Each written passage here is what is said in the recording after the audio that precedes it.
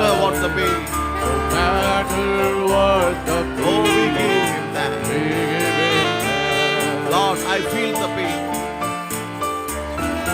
Lord, I feel the pain, But I say thanks. but I say thanks. No matter. No matter what the We pain, give him thanks. we give Him thanks. Lord, I feel the pain. Oh Lord, I feel the But I pain, say thanks. but I say thanks. All things work All things work together for our good. together for our good. To them that love the Lord. To them that love the Lord. To them who are they called. To them who are the called. In all things give thanks unto the In Lord. all things give thanks unto the Lord. For this is His will For this is His will concerning you in Christ. concerning you in No matter what the pain. no matter what the Oh, we give Him thanks. Oh Lord, I feel the pain. Lord, I feel the pain, But I say thanks. but I see that Oh, no matter what the pain. no matter what the We pain, give Him thanks. we give Him thanks. Oh Lord, I feel the pain. Lord, I feel the pain, But I say thanks. but I say, oh, all things work together. It's all All things work together for our good. together for a To them that good. love the Lord, To them that love the to them who Lord. are the To called. them who are the In all called. things In give all things give thanks unto the Lord.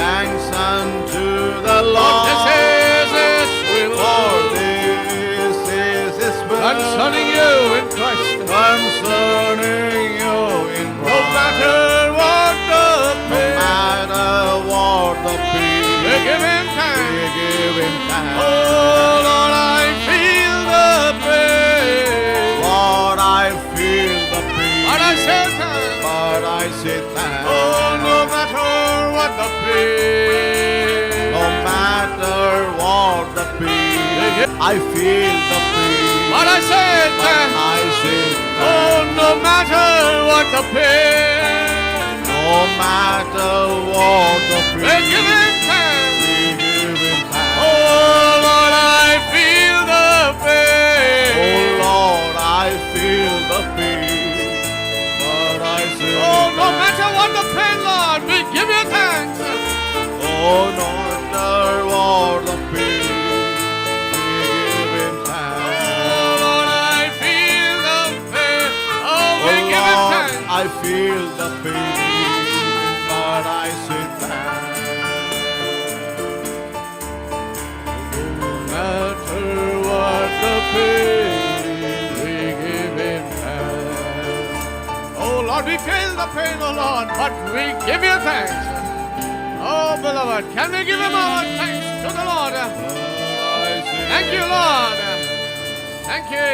Thank you, Savior. Thank You for everything that You have done. Oh God, this is Your will, oh Lord, to give You thanks and to give You the praises and the honor and the glory. Oh God, we have found Your. Oh, give thanks to the Lord of Lords. His mercy endureth forever. Oh, give thanks to the God of gods. mercy, His joy. mercy endureth forever. Oh, sound the trumpet. Sound the trumpet in praises To the Lamb and Him who to sits the on the Lamb and Him who sits on the trumpet sound of His praises. trumpet sound of His praises. Lord and Lord, we Lord give you and thanks. God, we give You thanks. Oh, give thanks, soul that's within. His mercy His endureth mercy endureth forever. Everything that hath breath, Everything that hath breath praises His Thee. mercy endureth. Oh, sound the trumpet and Oh praise. yes, sound the trumpet in praise To the only to one. the Lamb and Him who sits Oh, trumpet, sound of His praise. the sound of His praise. Lord and God, we give you thanks. Lord, we give you thanks. Sound the trumpet in praise. Sound the trumpet in praise. To the only one who true and living God. Only one true and living. Oh, glory, honor, and praise. Honor and praise. Oh, beloved, we are bound to give God thanks, man. To give God Oh, from Calvary to the opening of the seal. to the opening of the His sea. mercy endureth forever. Mercy endureth forever. Oh, Almighty God, who is rich in Almighty mercy. God, who is rich in mercy. His mercy His endureth. mercy endureth forever. Oh, sound the yes, trumpet. sound the trumpet in praise to the Lamb and Him who sits on the Oh, throne. trumpet sound of His praise. Trumpet sound of His praise. Lord and God. Lord and God, we give you Oh, come thanks. sing and dance.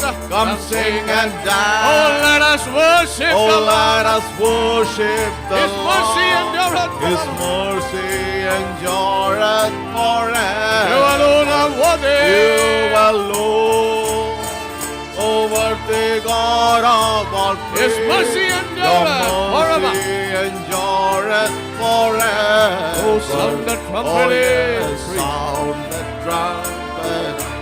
Praise to the only one, true and living God. Oh, glory, honor, and praise. We are bound to give God thanks. Yes, Spirit of God.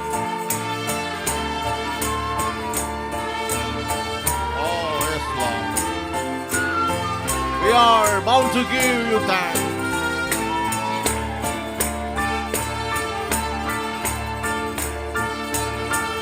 Thank you.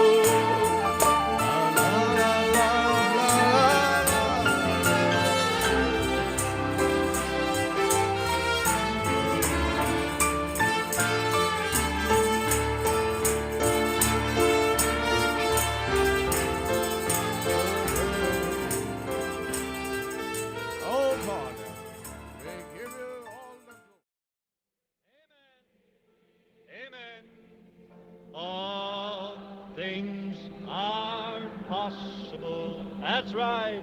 Only believe. Oh, believe now with me, will you? Amen. Only believe. All things are possible. Only believe. பரிசுத்த மார்க்குவின் புத்தகத்திலிருந்து நாம் வாசிப்போமாக. நான் 10ஆம் அதிகாரத்தின் 46ஆம் வசனத்தை சற்று நேரம் வாசித்து அதை குறித்து பேச தெரிந்தெடுத்திருப்பேன் என்று நான் நினைக்கிறேன். நாம் வாசிக்கையில் வார்த்தையின் மீது கொண்டுள்ள மரியாதைக்காக நிற்போமாக. வார்த்தை தேவனாயிருக்கிறது, நாம் யாவரும் அதை அறிவோம். எனவே நீங்கள் நின்று விசுவாசத்தை உறுதிமொழியாக எடுங்கள். அதை நீங்கள் செய்ய வேண்டும். கொடியானது செல்லும் போது நீங்கள் நின்று அதற்கு மரியாதை செலுத்துகிறீர்கள். வார்த்தை வாசிக்கப்படும் போது ஏன் நிற்கக்கூடாது? பின்பு அவர்கள் எரிகோவுக்கு வந்தார்கள். அவரும் அவருடைய சீஷர்களும் திரளான ஜனங்களும் எரிகோவை விட்டு புறப்படுகிற போது திமேயுவின் மகனாகிய பர்திமேயு என்கிற ஒரு குருடன் வழி அருகே உட்கார்ந்து பிச்சை கேட்டுக் கொண்டிருந்தான். அவன் நசரேயனாகிய இயேசு வருகிறார் என்று கேள்விப்பட்டு, இயேசுவே, தாவீதின் குமாரனே, எனக்கு இரங்கும் என்று கூப்பிடத் தொடங்கினான். அவன் பேசாதிருக்கும்படி அநேகர் அவனை அதட்டினார்கள். அவனோ, தாவீதின் குமாரனே, எனக்கு இரங்கும் என்று முன்னிலும் அதிகமாய் கூப்பிட்டான்.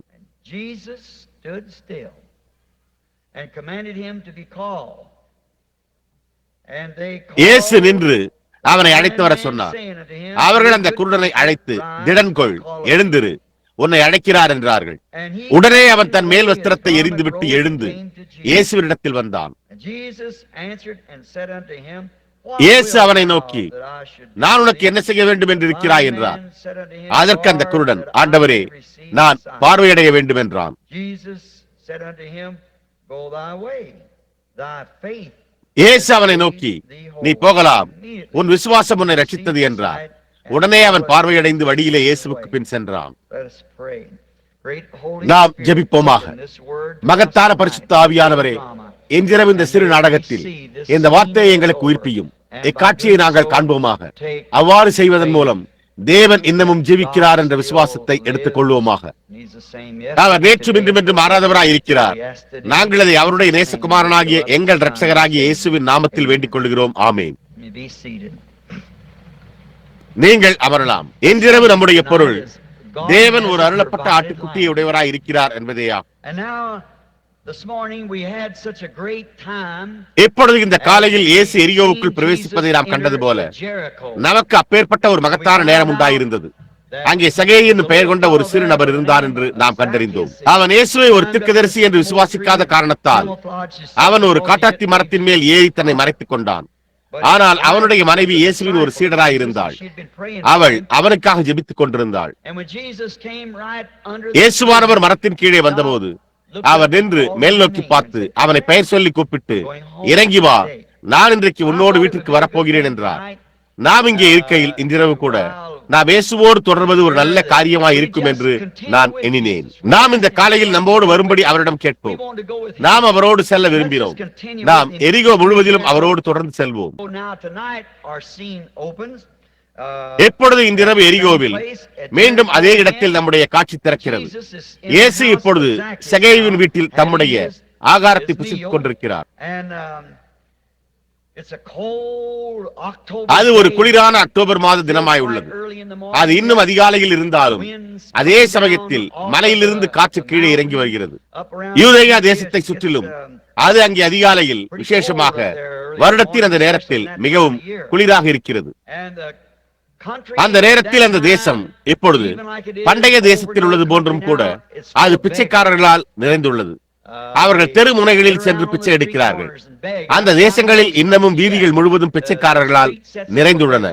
இந்தியா, ஆப்பிரிக்கா, இன்னும் அநேக இடங்களில் அவர்கள் இன்னமும் பிச்சைக்காரர்களை சப்பானி, கால் ஊனமுற்றோர், குருடானவன், சூம்பின உறுப்புடையவனை உடையவர்களாய் இருக்கிறார்கள்.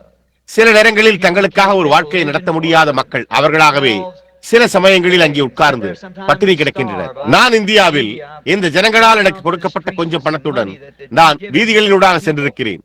நான் அதை டாலர்களில் இருந்து ரூபாயாக மாற்றினேன். மேலும் அதை கொடுக்க முயற்சிக்க என்னை வீதியிலிருந்து வெளியேற்ற அவர்கள் ஒரு ராணுவ குழுவை நியமித்திருந்தனர். அவர்கள் என்னை நிறுத்திக் கொண்டிருந்தார்கள். அங்கே ஏழை சிறிய பெண் பட்டினியால் படுத்து கிடந்து பசியால் மரித்துக் கொண்டிருந்தாள். ஒரு சிறு குழந்தை அதன் சதை எலும்புகளோடு ஒட்டிக்கொள்ளும் அளவிற்கு பட்டினி கிடந்தது.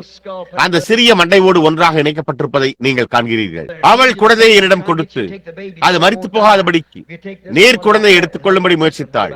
நீங்கள் இந்த ஒன்றை எடுத்துக்கொண்டால் அதை குறித்து என்ன, இந்த ஒன்றை குறித்து என்ன, அதை குறித்து என்ன, என்ன அது நீங்கள் இங்குள்ள குப்பை தொட்டியில் நாம் எதை கொட்டுகிறோமோ அதை நீங்கள் காண்பீர்களேயானால் அது ஏறக்குறைய அந்த ஜனங்களை போஷிக்கும். உலகின் பிற பகுதிகள் பட்டினியால் வாடுவதை பார்க்கும் போது இந்த நாடு எவ்வளவு நன்றாக இருக்கிறது என்பதை நீங்கள் உணரவில்லை. அது முழுவதும் பிச்சைக்காரர்களால் நிறைந்துள்ளது. இந்த நாளில் நம்முடைய காட்சி திறக்கையில் இந்த பிச்சைக்காரர்கள் யாவரும் வழக்கமாக எரிகோவுக்கு வடக்கு வாசலண்டை வந்து எருசலேமில் இருந்து வந்ததை நாம் கண்டறிகிறோம். எரிகோ மிகவும் பணக்கார நகரமாக இருக்கவில்லை. ஆனால் எருசலேம் மகத்தான சுயபாணியை கொண்ட புகழ்பெற்ற ஆலய ஸ்தலத்தில் செல்வந்தர்கள் யாவரும் எருசலேமுக்கு குடிபெயர்ந்தனர். அது ஒரு மகத்தான கவர்ச்சியான நகரமாக இருந்தது. மேலும் அங்கிருந்து வந்த மக்கள் மிகவும் செல்வந்தர்களாக இருந்தனர். வணிகர்களும் மற்றவர்களும் அவர்கள் உள்ளே வரும்போது பகல் நேரத்தில் இந்த பிச்சைக்காரர்கள் தங்களுடைய இடங்களில் அமர்ந்திருந்தனர். அது எழுதப்படாத சட்டமாய் உள்ளது. ஒவ்வொருவரும் தன்னுடைய ஆகாரத்திற்காகவும் பிச்சைக்காகவும் பிச்சை எடுக்கும் இடங்களை அறிந்திருந்தனர். வர்த்தகர்கள் உள்ளே வந்தபோது அவர்கள் சீக்கிரமாகவே அங்கு செல்ல வேண்டியதாக இருந்தது. ஏனென்றால் அந்த மனிதன் ஒரு நாளைக்கு ஒரு பிச்சைக்காரனுக்கு மாத்திரமே உதவி செய்திருக்கலாம். அவன் புறப்படுவதற்கு முன்பு ஒரு நாணயத்தை தன்னுடைய சட்டைப்பையில் வைத்திருந்தான். மேலும் நிச்சயமாகவே அந்த நேரத்தில் ரோமாபுரி பாலஸ்தீனாவை ஆண்டது. நாணயம் ரோம வெள்ளி பணமாயிருந்தது. எனவே அவர்கள் ஒரு சிறு நாணயத்தை வைத்திருந்தனர். அவர் அதை முதலில் பிச்சைக்காரனிடம் கொடுத்து விடுவார். அன்றைய நாளுக்கு அதுவே போதுமானதாக இருக்கும். ஒவ்வொரு பிச்சைக்காரனுக்கும் அவரால் கொடுக்க முடியவில்லை. எனவே அவரை முதலில் சந்தித்தவர் நிச்சயமாகவே அந்த நாணயத்தை பெற்றுக் கொண்டார். எனவே ஜனங்கள், சுற்றுலா பயணிகள் முதலானோர் நகரத்துக்குள் பிரவேசிப்பதற்கு முன்பே அவர்கள் தங்களுடைய இடங்களை வாசல்களுக்கு வெளியே அமைத்துக் கொண்டனர். அவர்கள் வடக்கு வாசலண்டை விசேஷமாக அங்கிருந்து இறங்கி வரும் சுற்றுலா பயணிகளை வரவழைத்தனர்.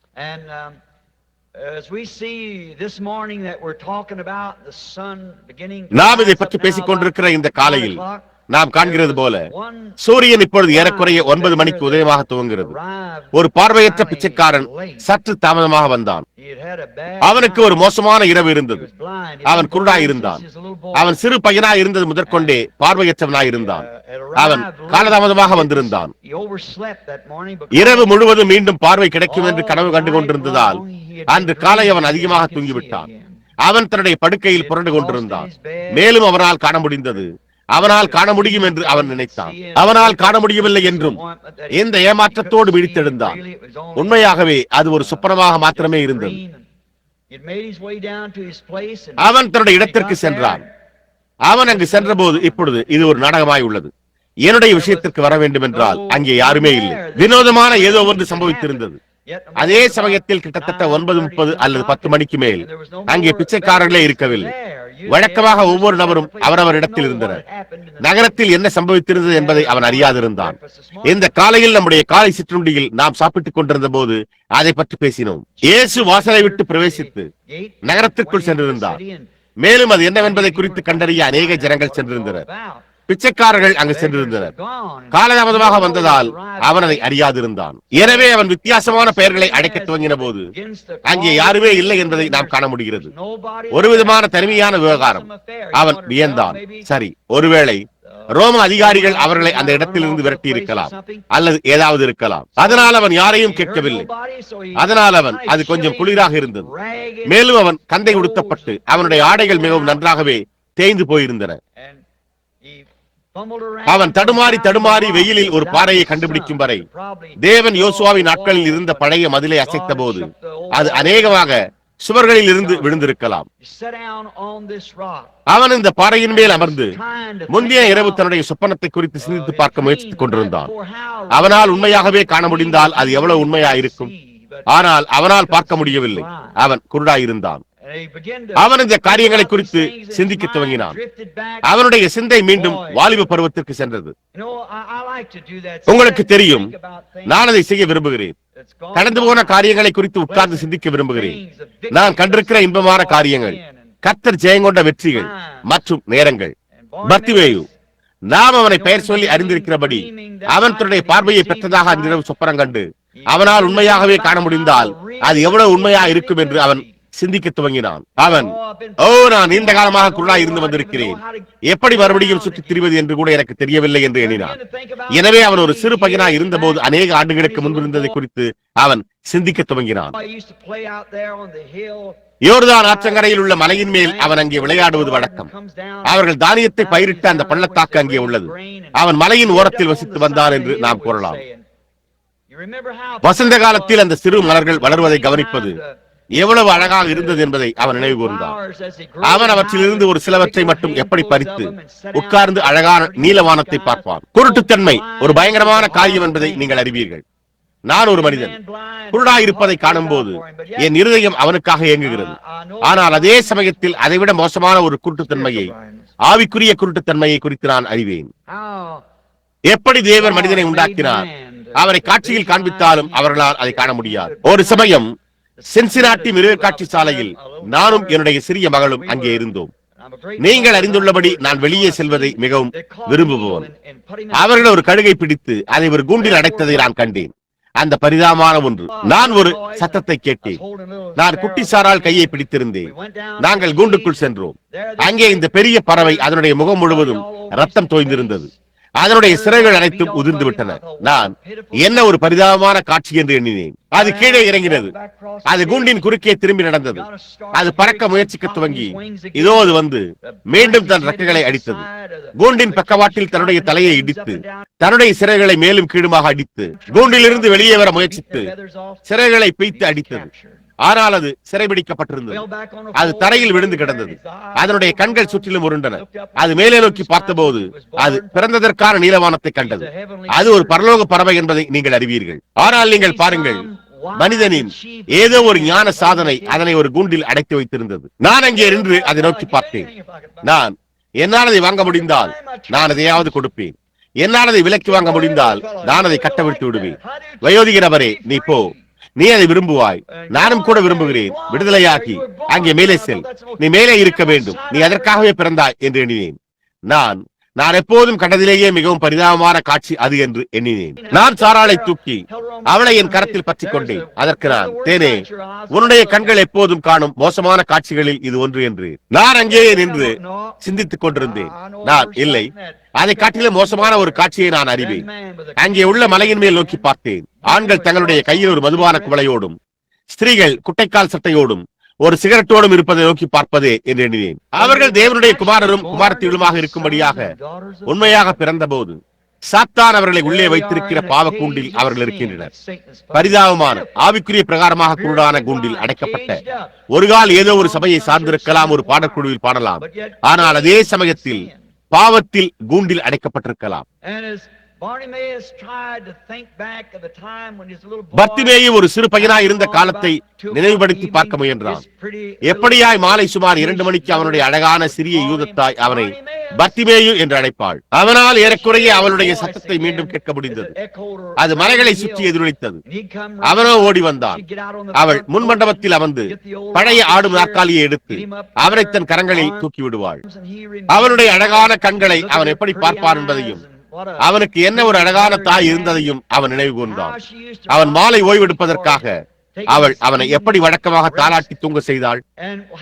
அவள் அதை எப்படி செய்தாள் என்றால், அவள் அவனிடம் கதைகளையும் அவர்களுடைய ஜனங்களின் கதைகளையும் அவர்களுக்கு மத்தியில் இருந்த மகத்தான வல்லமையுள்ள தேவனுடைய தீர்க்கதரிசிகளை குறித்தும் கூறுவாள். அவன் அதை எப்படி நேசித்தான். அவன் அதை கேட்க விரும்பினான். தாய்மார்கள் தங்களுடைய பிள்ளைகளை ஒரு அவதூறான ஹாலிவுட் தொலைக்காட்சி நிகழ்ச்சிக்கு உட்கார வைப்பது மிகவும் மோசமானது. அதே காரியத்தை செய்வதற்கு பதிலாக அவர்களுக்கு வேதாகம கதைகளை கூறுங்கள். ஆனால் அவள் ஒரு அசலான எபிரேய தாயாய் இருந்தாள். அவள் அந்த சிறு நபருக்கு கதைகளை கூறுவாள். எகிப்தில் அடிமைகளாய் இருந்தபோது தேவன் மகத்தான வல்லமையுள்ள மோசேயை அனுப்பியதை குறித்து அவரிடம் கூறினாள். தேவன் அவர்களை விடுவிப்பதாக பிதா ஆபிரகாமுக்கு வாக்குத்தத்தம் செய்திருந்தார். அவர்கள் மத்தியில் தேவன் எழும்பியிருந்த மோசேயை நடக்கப்பட்ட ஒரு மகத்தான தீர்க்கதரிசிக்கு அவர் தரிசனமானார். அவர் ஒரு அக்கிறிஸ்தவ ரூபத்தில் வந்து மோசேயை எகிப்துக்கு அனுப்பி மகத்தான வல்லமையான அடையாளங்களையும் அற்புதங்களையும் செய்து அவர் அவர்களை வெளியே கொண்டு வந்தார். எப்படியாய் வனாந்திரத்தில் அப்பமோ அல்லது புசிக்க ஒன்றுமில்லாமல் அதே சமயத்தில் அவர்கள் கீழ்ப்படிதலின் பாதையில் நடந்து கொண்டிருந்தார்கள். தேவன் வானத்திலிருந்து அப்பத்தை பொழிய செய்தார். சிறிய பத்திமேயு, அம்மா, சற்று நேரம் தேவன் தம்முடைய தூதர்கள் யாவரையும் அங்கே வேலை செய்யும்படி வைத்திருக்க வேண்டும். அவர் ஆகாயத்தில் பெரிய அடுப்புகளை வைத்திருக்கிறார். தூதர்கள் கூடுதல் நேரம் வேலை செய்து அப்பத்தை ஆயத்தம் செய்து அதை வெளியே தள்ளுகிறார்கள் என்று கூறுவதை என்னால் கேட்க முடிகிறது. இல்லை தேனே, நீ புரிந்து கொள்ள மிகவும் சிறியவனாக இருக்கிறாய். நீ பார், யெகோவா அதை செய்ய வேண்டியதில்லை. யெகோவா அடுப்புகளை வைத்திருக்க வேண்டியதில்லை. அவர் ஒரு சிருஷ்டிகர். அவர் அதை பேசுகிறார். அது அவண்ணமாக உள்ளது. இயேசுவானவர் அதே காரியத்தை ஏற்றுக்கொள்வதை நாம் காணும் போது இயேசுவை குறித்து நாம் என்ன கூறப்போகிறோம்? அவரை குறித்து தேவபக்தி உள்ள ஏதோ ஒன்று இருக்க வேண்டும். அவர் யெகோவாவுடன் ஏதோ ஒரு உறவினராக இருக்க வேண்டும். இன்றைக்கு யாரோ ஒருவர் அவரை ஒரு தீர்க்கதரிசியாக அல்லது ஒரு சாதாரண மனிதனாக அல்லது ஒரு தத்துவ ஞானியாக ஒரு நல்ல போதகனாக ஆக்க முயற்சிக்கின்றனர். அவர் மாம்சத்தில் வெளிப்பட்ட தேவனே அல்லாமல் வேறொன்றும் இல்லை. அவள் அவரிடம் பேசி அந்த பெரிய வனாந்தரத்தை எப்படி கடந்து வந்தனர் என்பதை பற்றி அவரிடத்தில் கூறுவாள். அப்பொழுது யோர்தானுக்கு அப்பால் இருந்தது. எப்படியா இது வசந்த காலத்தில் ஏப்ரல் மாதத்தில் யூதேயாவில் பனி உருகிக் கொண்டிருந்த போது எல்லா மலை தண்ணீர்களும் கீழே இறங்கின போது யோர்தான் முழுவதுமே தண்ணீரினால் நிரம்பி இருந்தது. ஆற்றின் அடிப்பகுதியில் உள்ள பெரிய உப்பங்கழிகள் ஆறுகளில் வெள்ளம் பெருக்கெடுத்து ஓடின அந்த நேரத்துக்கு எதுவாக தம்முடைய ஜனங்களை கொண்டு வரும்படியா இருந்தபடியால் அது யெகோவா ஒரு பரிதாபமான வழிகாட்டியை போன்று காணப்பட்டது. எப்படி அவர்களால் அதற்கு குறுக்கே ஒரு பாலம் கட்ட முடியும்? சிறிய யோசுவா அல்லது சிறிய யோசுவா அல்ல, ஆனால் சிறிய பத்திமே, அம்மா, அவர் அதை எப்படி செய்தார் என்று கேட்டிருக்கலாம். மேலும் தேனே, நினைவிருக்கட்டும், யெகோவா இன்னமும் சிருஷ்டிகராய் இருக்கிறார். அவர் பேசுகிறார் என்றாள். தேவன் காரியங்களை கொண்டு அது ஒரு குழப்பத்தில் இருக்கும் போது தம்மை தேவனாக காண்பிக்க விரும்புகிறார். வசந்த காலத்தில், கோடை காலத்தில் நீங்கள் யோர்தானை எளிதாக அங்கே கடக்க முடியும். நகரத்தில் இருந்து ஒரு வழித்தடம் உள்ளது. வேவுக்காரர்கள் இங்கு சென்று வருவதன் மூலம் நாம் அதை அறிவோம். ஆனால் தேவன் பள்ளத்தாக்கள் முழுவதும் தண்ணீரால் நிரப்பப்பட்டு அதன் பின்னர் அவர் வந்து தம்முடைய மகத்தான வல்லமையை பரலோகத்திலிருந்து கீழே இறக்கி அதன் குறுக்கே ஒரு உலர்ந்த பாதையை உண்டாக்கினார். யெகோவாவுக்கு நினைவு சின்னமாக யோசுவா அவற்றை குவிக்கும்படி கட்டளையிட்ட இடத்திற்கு கீழே பாறைகள் நின்றன. எப்படியாய் அவர்களுடைய ஜனங்கள் பராமரிக்கப்பட்டனர்?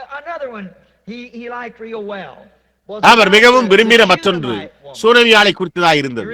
அவர் அதை நினைவு கூர்ந்தார். அவனுடைய தாயார் வழக்கமாக அவனுக்கு சூனமியாலை குறித்தும் அவனுடைய நாளில் இருந்த மகத்தான தீர்க்கதரிசியாகிய எலியாவை பற்றிய கதையும் அவனுக்கு சொல்லி வந்தாள். எப்படியா இந்த ஸ்திரீ இந்த தீர்க்கதரிசிக்கு இரக்கமாய் இருந்தாள் என்றும் கூறப்பட்டுள்ளது. அதே சமயத்தில் அவள் ஒரு இஸ்ரவேல் பெண்ணா இருக்கவில்லை, அவள் ஒரு சூனமியா இருந்தாள். எனவே எலியா ஒரு தீர்க்கதரிசி என்றும் ஒரு கர்த்தருடைய மகத்தான தீர்க்கதரிசி என்றும் அவள் விசுவாசித்தாள். ஆகையால் ஒரு நாள் அவள் தன்னுடைய கணவனிடத்தில், நம்முடைய வீட்டின் பக்கத்தில் அவனுக்கு ஒரு சிறு அறையை கட்டி அவனுக்கு தயவு காண்பிப்போம், ஏனென்றால் அவன் ஒரு மகத்தான மனிதன் என்று கூறினாள். எப்படியாய் அந்த ஒரு நாள் எலியாவும் அவனுடைய வேலைக்காரனாகிய கேயாசியும் வந்து அவர்கள் இந்த எல்லா தயவையும் கண்டனர். அவன் கேயாசியினிடத்தில், உள்ளே போய் நாம் என்ன செய்யலாம்? நான் ராஜாவினிடத்திலோ அல்லது தலைமை தளபதியினிடத்திலோ பேசலாமா என்று கேட்டான். அவள், இல்லை, நான் என்னுடைய ஜனங்களின் மத்தியில் வாசம் செய்வேன், பரவாயில்லை என்றாள். ஆனால் கேயாசியோ, அவள் மலடியாய் இருக்கிறாள், அவள் வயோதிகமாக இருக்கிறாள், அவளுடைய கணவன் வயோதிகனாக இருக்கிறான், அவர்களுக்கு பிள்ளைகள் இல்லை என்றான். மேலும் கூறினான், எலியா ஒரு தரிசனத்தை கண்டிருக்க வேண்டும். அவன், கர்த்தர் உரைக்கிறதாவது, அவள் ஒரு சிறு பையனை பெறப்போகிறாள் என்று போய் அவனிடத்தில் சொல்லென்றான். 9 மாதங்களில் அந்த சிறு பையன் தோன்றினான். வயதான அவன் தன்னுடைய தகப்பனாரோடு இருந்தான். அறுப்பு காலத்தில் வயலில் இருந்தபோது அவனுக்கு ஒரு வெப்பத்தாக்கு நோய் ஏற்பட்டிருக்க வேண்டும். அவன், என்னுடைய தலை என்று தொடர்ந்து அழுதான். தகப்பன் அவனை வீட்டிற்குள் அனுப்பினான். அந்த தாய் அவனை தன்னுடைய மடியில் வைத்து அவனை ஆட்டி ஒரு கால் அவனுக்கு அளிக்க வேண்டிய எல்லா மருந்துகளையும் அவனுக்கு அளித்திருக்கலாம். அந்த சிறு பையனின் நிலை மோசமடைந்து முடிவிலே ஏறக்குறைய நண்பகலில் மரித்து போய்விட்டான்.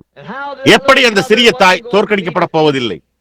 தகப்பன் உள்ளே வந்தபோது, அண்டை விட்டார் யாவரும் உள்ளே வந்தபோது அவர்கள் அழுது புலம்பிக் கொண்டிருந்தனர். அந்த சிறுவன் மரித்து விட்டிருந்தான்.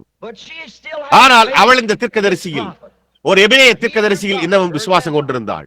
அவளே ஒரு புறஜாதி. அவள், எனக்கு ஒரு கழுதையின் மேல் சேனம் வைத்துக் கொடு மற்றும் வேண்டாம் வேண்டாம் நிறுத்தாதே, கர்மேல் பர்வதத்தில் உள்ள இந்த தீர்க்கதரிசி வசிக்கும் குகைக்கு நான் செல்லட்டும் என்றாள். அவளுடைய கணவன் அது அமாவாசையோ அல்லது ஓய்வு நாளோ அல்ல, எனவே அவர் அங்கு இருக்க மாட்டார் என்று கூறிவிட்டார். அவள் எல்லாம் நன்றாக இருக்கும் என்றாள். தொடர்ந்து போங்கள் என்றாள். அவள் வருவதை எலியா கண்டபோது அவனும் கேயாசியும் குகையிலிருந்து வெளியே வந்து அங்கே வெளியே நின்று கொண்டிருந்ததை நோக்கி பார்த்தனர். இதோ அவள் வந்தாள். அவன், இதோ சுனமியால் வருகிறாள், அவள் கலக்கமடைந்திருக்கிறாள், ஆனால் தேவன் அதை என் இதயத்திற்கு ரகசியமாக வைத்திருக்கிறார் என்றான். உங்களுக்கு தெரியும், தேவன் தம்முடைய தீர்க்கதரிசிகளுக்கு எல்லாவற்றையும் சொல்வதில்லை.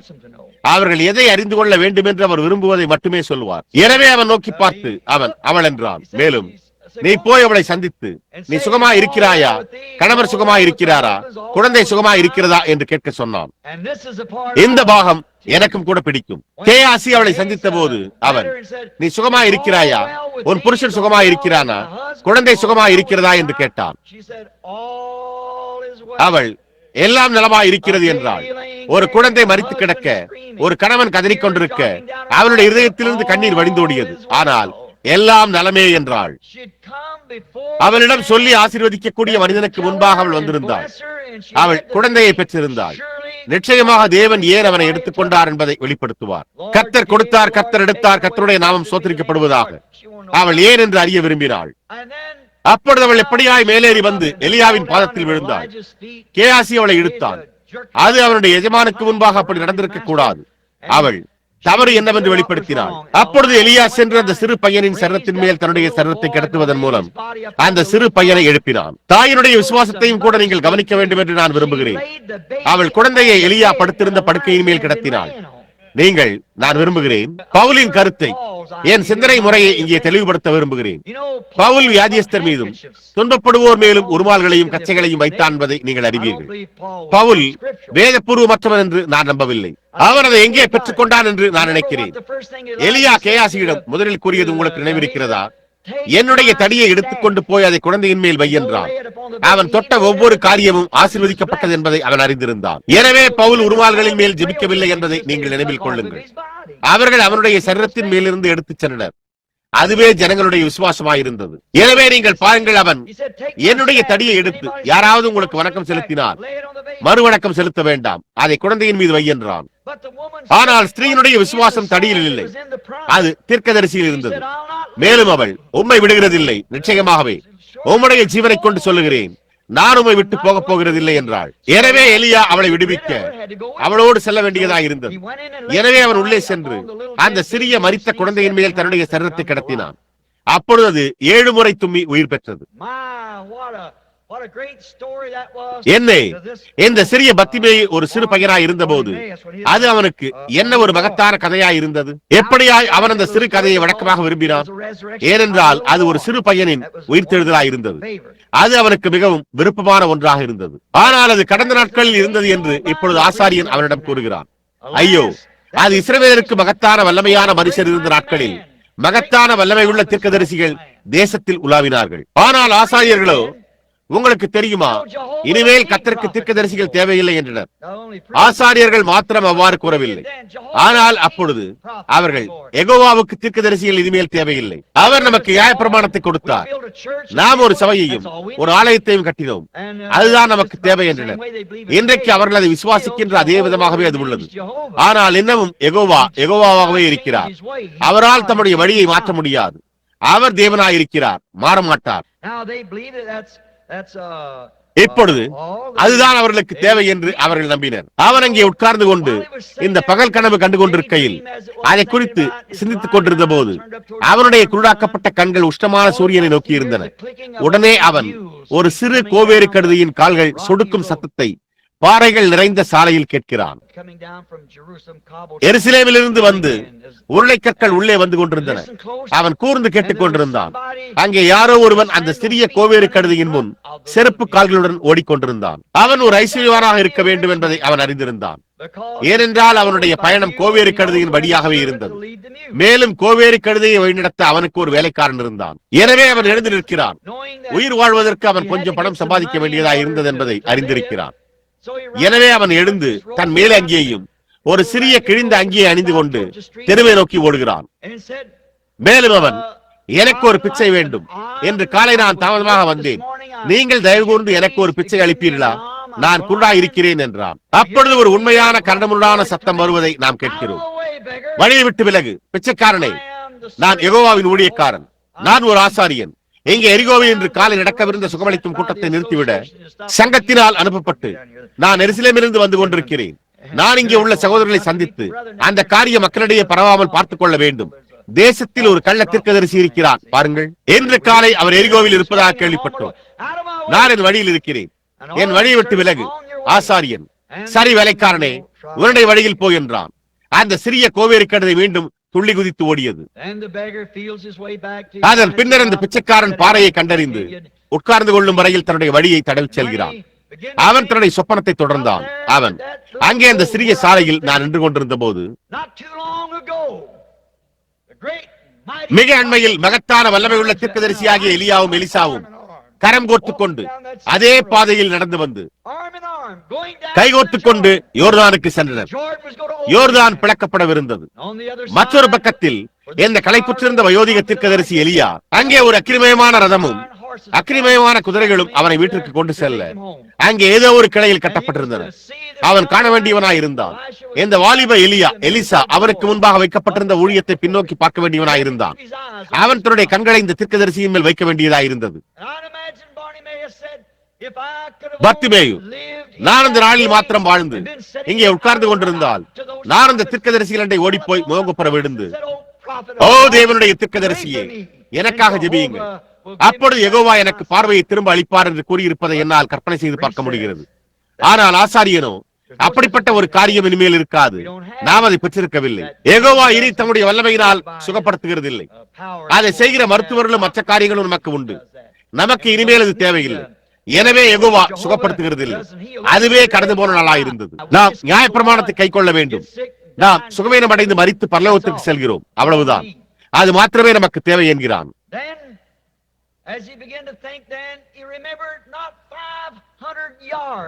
அவன் சிந்திக்க துவங்கின போது அவன் நினைவு கூர்ந்தான். அவன் உட்கார்ந்திருந்த இடத்திலிருந்து 500 கஜ தூரத்தில் அல்ல, இஸ்ரவேல் ஜனங்கள் கடந்து வந்து பாளையம் இறங்கிய பிறகு எல்லா இடங்களிலும் கூடாரங்களை போட்டு எரிகோவுக்கு அணிவகுத்து செல்லும்படி கட்டளைக்காக காத்துக் கொண்டிருந்தனர். அநேகமாக அவன் உட்கார்ந்து கொண்டிருந்த அதே பாறையை மதிர் சுவற்றிலிருந்து யெகோவா வெடிக்க செய்திருந்த பாறையா இருக்கலாம். மேலும் அதை குறித்து சிந்தித்து பாருங்கள். மிக அண்மையில் ஒரு வல்லமையான போர் வீரன் யோசுவா, மகத்தான வல்லமையான தேவனுடைய ஊழியக்காரன், நதியை கடந்து வசந்த காலத்தில் எதிரிக்கு முன்னால் கூடாரங்களை அமைத்தான். ஒரு நாள் எரிகோ மீதான தாக்குதலுக்கான ஒரு மூலோபாயத்தை அவன் ஆராய்ந்து கொண்டிருந்த போது, ஒரு நாள் மாலை வெளியே நடந்து கொண்டிருந்த போது, இல்லை, ஒரு காலையில் வாசல் முழுவதையும் நோக்கி பார்த்து அது எவ்வளவு மகத்தானதா இருந்தது. அவர்கள் அதன் மேல் ரத பந்தயங்களை நடத்த முடியும். பல குதிரைகள் பூட்டப்பட்டு வாசலை சுற்றிலும் ஓட முடிந்தது. யோசுவா எப்படியாய் பார்த்துக் கொண்டிருந்தான். அவர் சுவருக்கு எதிராக நிற்பதை கண்டான். அங்கே ஒரு மனிதன் தன்னுடைய பட்டயத்தோடு உருவி நின்று கொண்டிருந்தார். யோசுவா தன்னுடைய பட்டயத்தை உருவிக்கொண்டு அவரை சந்திக்க சென்றார். யோசுவா சத்தமிட்டு, நீர் எங்களோடு இருக்கிறீரா அல்லது எங்கள் சத்துருக்களில் ஒருவராக இருக்கிறீரா என்று கேட்டார். அதற்கு அவர், இல்லை, நான் கர்த்தருடைய சேனையின் அதிபதி என்றார். வல்லமையுள்ள யோசுவா தன்னுடைய பட்டயத்தை தரையிலே வீசி தன்னுடைய தலைச்சீராவை கழற்றி போட்டு அவருடைய பாதத்தில் விழுந்தான் என்று கூறப்பட்டுள்ளது. குருடான பர்த்திமேயு எப்படி நான் உட்கார்ந்து கொண்டிருக்கிற இடத்திலிருந்து 500 கஜ தூரத்தில் கூட இருக்கவில்லை. அங்கே கர்த்தருடைய வல்லமையான சேனையும் சேனைகளின் அதிபதியுமான அவருடைய பாதத்தை யோசுவா வணங்கினார். ஓ, அப்பொழுது நான் குருடாய் இருந்து அந்த கூடாரங்களில் மாத்திரம் இருந்திருந்தால் கர்த்தருடைய சேனையின் வல்லமை படைத்த அதிபதியானவரிடம் அவர் எனக்கு பார்வை அளிப்பாரா என்று கேட்டிருப்பேன். அவர் அதை செய்திருப்பார் என்று யோசித்துக் கொண்டிருந்தான். அதே அதிபதி அவரிடத்தில் இருந்து 100 கஜ தூரத்திற்கு குறைவான தூரத்தில் இருந்தார் என்பதை அவர் அறிந்திருக்கவில்லை. இன்றிரவு நாம் நமது தோல்விகளை இப்படித்தான் உருவாக்குகிறோம். நாம் எல்லா மகிமையையும் கிறிஸ்துவையும் வேறொரு காலத்திற்கு மிகவும் பின்னோக்கி செலுத்த முயற்சிக்கிறோம். வேதம் அவர் நேற்று இன்றும் என்று மாறாதவராய் இருக்கிறார் என்று கூறியுள்ளது. அவர் எப்பொழுதும் கலிலேயாவிலோ அல்லது எருசலேமுக்கோ நடந்து சென்றது போன்றே அவர் இன்றையவும் இங்கே இந்த கட்டடத்தில் இருக்கிறார். அந்த மகத்தான அதிபதி சகேயுவின் வீட்டிலிருந்து வெளியே வந்து கொண்டிருந்த போது ஜனங்கள் அவருக்காக வெளியில் காத்துக் கொண்டிருந்தனர். ஒரு சில நிமிடங்களில் அவன் ஒரு சத்தத்தை கேட்கிறான். அந்த சத்தம் ஒரு கலவையான குரலை கொண்டுள்ளது. ஒருவன் கர்த்தருடைய நாமத்தினால் வருகிற தீர்க்கதரிசிக்கு ஓசன்னா, கலிலேயா தீர்க்கதரிசியும் யெகோவாவின் ஊழியக்காரனுமாகி அவர் ஆசீர்வதிக்கப்பட்டவர் என்று கூறிக்கொண்டிருக்கிறார். மற்றவர்கள் இப்படிப்பட்ட ஒரு நபரை விட்டுவிடுங்கள், இந்த நகரத்தில் இவை எதுவும் நமக்கு இருக்காது என்றனர். அவர்கள் புறப்பட்டு வந்தபோது அவர் வாசல் வழியாக நடந்து சென்ற போது அவர்களில் சிலர் அதிகமாக பழுத்த கனிகளை அவர் மீது வீசி எறிந்தனர். அவர் அதை போன்ற எதையும் கேள்விப்பட்டதே இல்லை. எனவே அவன் என்ன நடந்து கொண்டிருந்தது, எதை குறித்து இந்த இரைச்சல், எங்கே சுற்றிலும் என்ன நடக்கிறது என்று கேட்டான். ஜனங்கள் நெருக்கிக் கொண்டிருந்தார்கள். சிறிது நேரம் கழித்து சங்கம் கூட்டத்தை நடத்தக்கூடாது என்பதற்காகவே சென்றது. அதே ஆசாரியனுடைய சத்தத்தை அவன் கேட்டான். அவன், மரித்தோரை நீர் உயிரோடு எழுப்புகிறீர் என்று அவர்கள் என்னிடம் கூறுகிறார்கள். எப்போது மலையின் மேல் ஒரு முழு கல்லறையும் அவர்களால் நிறைந்துள்ளது. நீர் மேலே வந்து எங்களுக்கு முன் சிலரை எழுப்புவதை பார்ப்போம் என்று கூறுவதை அவன் கேட்டான். ஆனால் நீங்கள் அறிவீர்கள், அவர் சிலுவையில் அறையப்படுவதற்காக எருசலேமுக்கு செல்லவிருந்தார். உலகத்தின் பாவங்கள் யாவும் அவர் மேல் இருந்தன. அவர் ஒரு பலியாக செலுத்தப்பட எருசலேமுக்கு சென்று கொண்டிருந்தார். அவர்கள் அவரை பரிகாசம் செய்து பரிகசித்தனர். அவர்களில் சிலர் அவரை ஆசீர்வதிக்கிறார்கள், அவர்களில் சிலர் அவரை சபித்தனர். நடைமுறையில் அவர் இருக்கும் ஒவ்வொரு கூட்டத்திலும் உள்ளது போலவே சில அவருக்கு ஆதரவாகவும் சில அவருக்கு எதிராகவும் உள்ளன. ஆனால் அவர் ஒருபோதும் அவரை தொல்லைப்படுத்துவதாக தென்படவில்லை. அவர் தம்முடைய பயணத்தை முடிக்கும் நோக்கத்தை எதிர்நோக்கி கொண்டிருந்தார். அவர் தொடர்ந்து சென்ற போது எருசலேமை நோக்கி பார்த்துக் கொண்டே உறுதியாய் நடக்கிறார். 12 சிறிய மனிதர்கள் அவரை அங்கே காவலில் நிறுத்தி ஜனக்கூட்டத்தை அடக்க முயன்றனர். சிலர் அவரை தொட முயன்றனர். சிலர் கூச்சலிட்டு அவரை பரிகசித்துக் கொண்டு மேலும் மற்றும் பல செய்தனர்.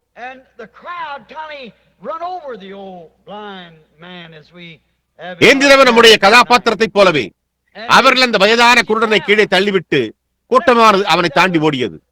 அங்கே ஒரு நல்ல இளம்பெண் வந்தாள் என்று நாம் நினைத்துக் கொள்வோமாக.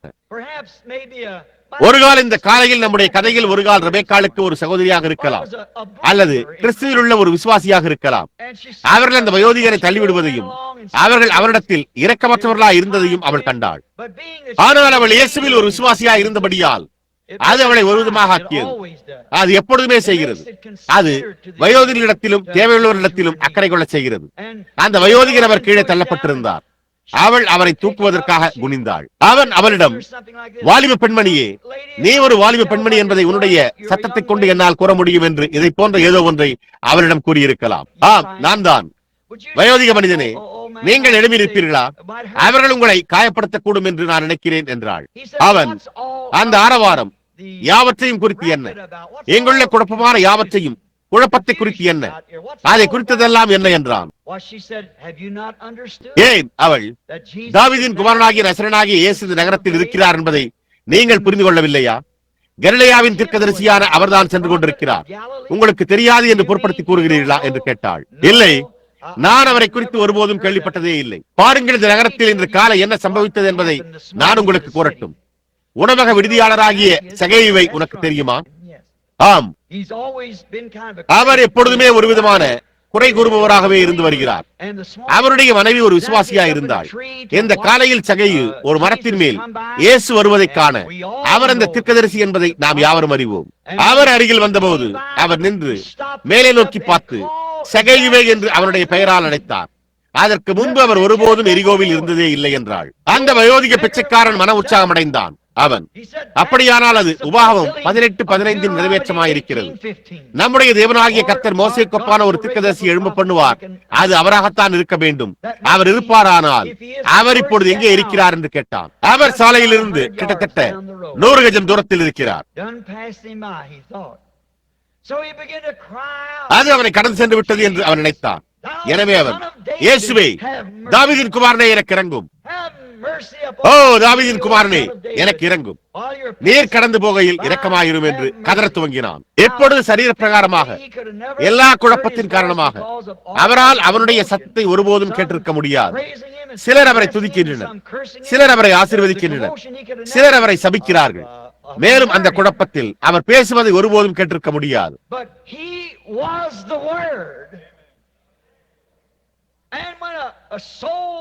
ஆனால் அவர் வார்த்தையாய் இருந்தார்.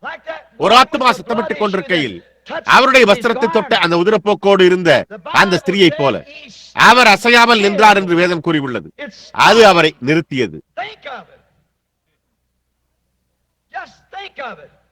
அதை குறித்து சிந்தித்து பாருங்கள். அதை குறித்து சிந்தித்து பாருங்கள். அந்த ஒரு குருடனின் அற்பமான வயதான பிச்சைக்காரனின் அழைப்பு உலகத்தின் பாவங்களோடும் அவர் மேல் பாரத்தோடும் ஒரு பாவ நிவாரண பலியாக ஆக எருசலேமுக்கு செல்லுகையில் அதே சமயத்தில் ஒரே மானிட ஆத்துமாவின் அழைப்பு அவரை நிறுத்தவும் அப்படியே இருக்கவும் செய்தது.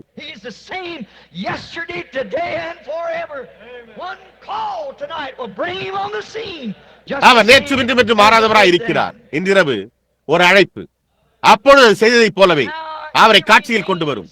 அவர் எப்படியாய் மாறாதவராய் இருக்கிறார். அநேக ஆண்டுகளுக்கு முன்னர் டெக்சாஸில் உள்ள டல்லாஸிலிருந்து வந்த ஒரு இரவு நான் மெம்பசிஸில் தரையிறங்கப்பட்டிருந்ததை நான் நினைவு கூறுகிறேன். அவர்கள் என்னை அங்கே அந்த பிரபலமான விடுதியில் தங்க வைத்தனர். விமான நிறுவனங்கள் ஏற்பாடு செய்திருந்த பீபாடி விடுதியில் அடுத்த நாள் காலையில் சொகுசு வாகனத்தை பிடிக்கவும் விமானத்திற்கு திரும்பி செல்லவும் சரியான நேரத்தில் என்னை அழைப்பதாக அவர்கள் என்னிடம் சொன்னார்கள். நான் இரவு முழுவதும் நன்றாக உறங்கினேன். அடுத்த நாள் காலையில் எழுந்து சில கடிதங்களை எழுதி வைத்திருந்தேன். அவற்றை அனுப்ப தபால் நிலையத்திற்கு சென்று கொண்டிருந்தேன். நான் வெளியே சென்று தெருவில் நடக்க துவங்கினேன். திடீரென்று ஏதோ ஒன்று நெல் திரும்பி போ என்று கூறுவதை நான் உணர்ந்தேன். பாருங்கள், ஜனங்கள் எப்படி எண்ண பதிவினை பெறுகிறார்கள் என்பதை நீங்கள் அறிவீர்கள்.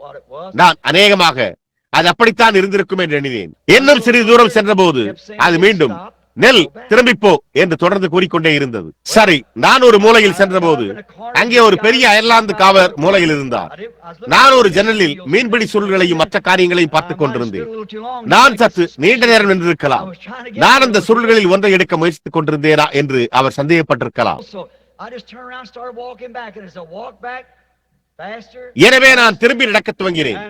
நான் திரும்பி நடந்து வேகமாக விடுதியை கடந்து கீழே ஆற்று நோக்கி வெகு தூரம் கீழே சென்றேன். எனக்கு தெரியாது இன்றிரவு என்னால் அந்த இடத்தை கண்டறிய முடியும் என்று நான் இருக்கிறேன். மேலும் நான் இங்கே காலதாமதமாகிக் கொண்டிருக்கிறது, ஆனால் ஏதோ ஒன்று என்று எண்ணினேன். நீங்கள் தேவனால் வழிநடத்தப்படுகிறீர்கள் என்று விசுவாசிக்கிறீர்களா?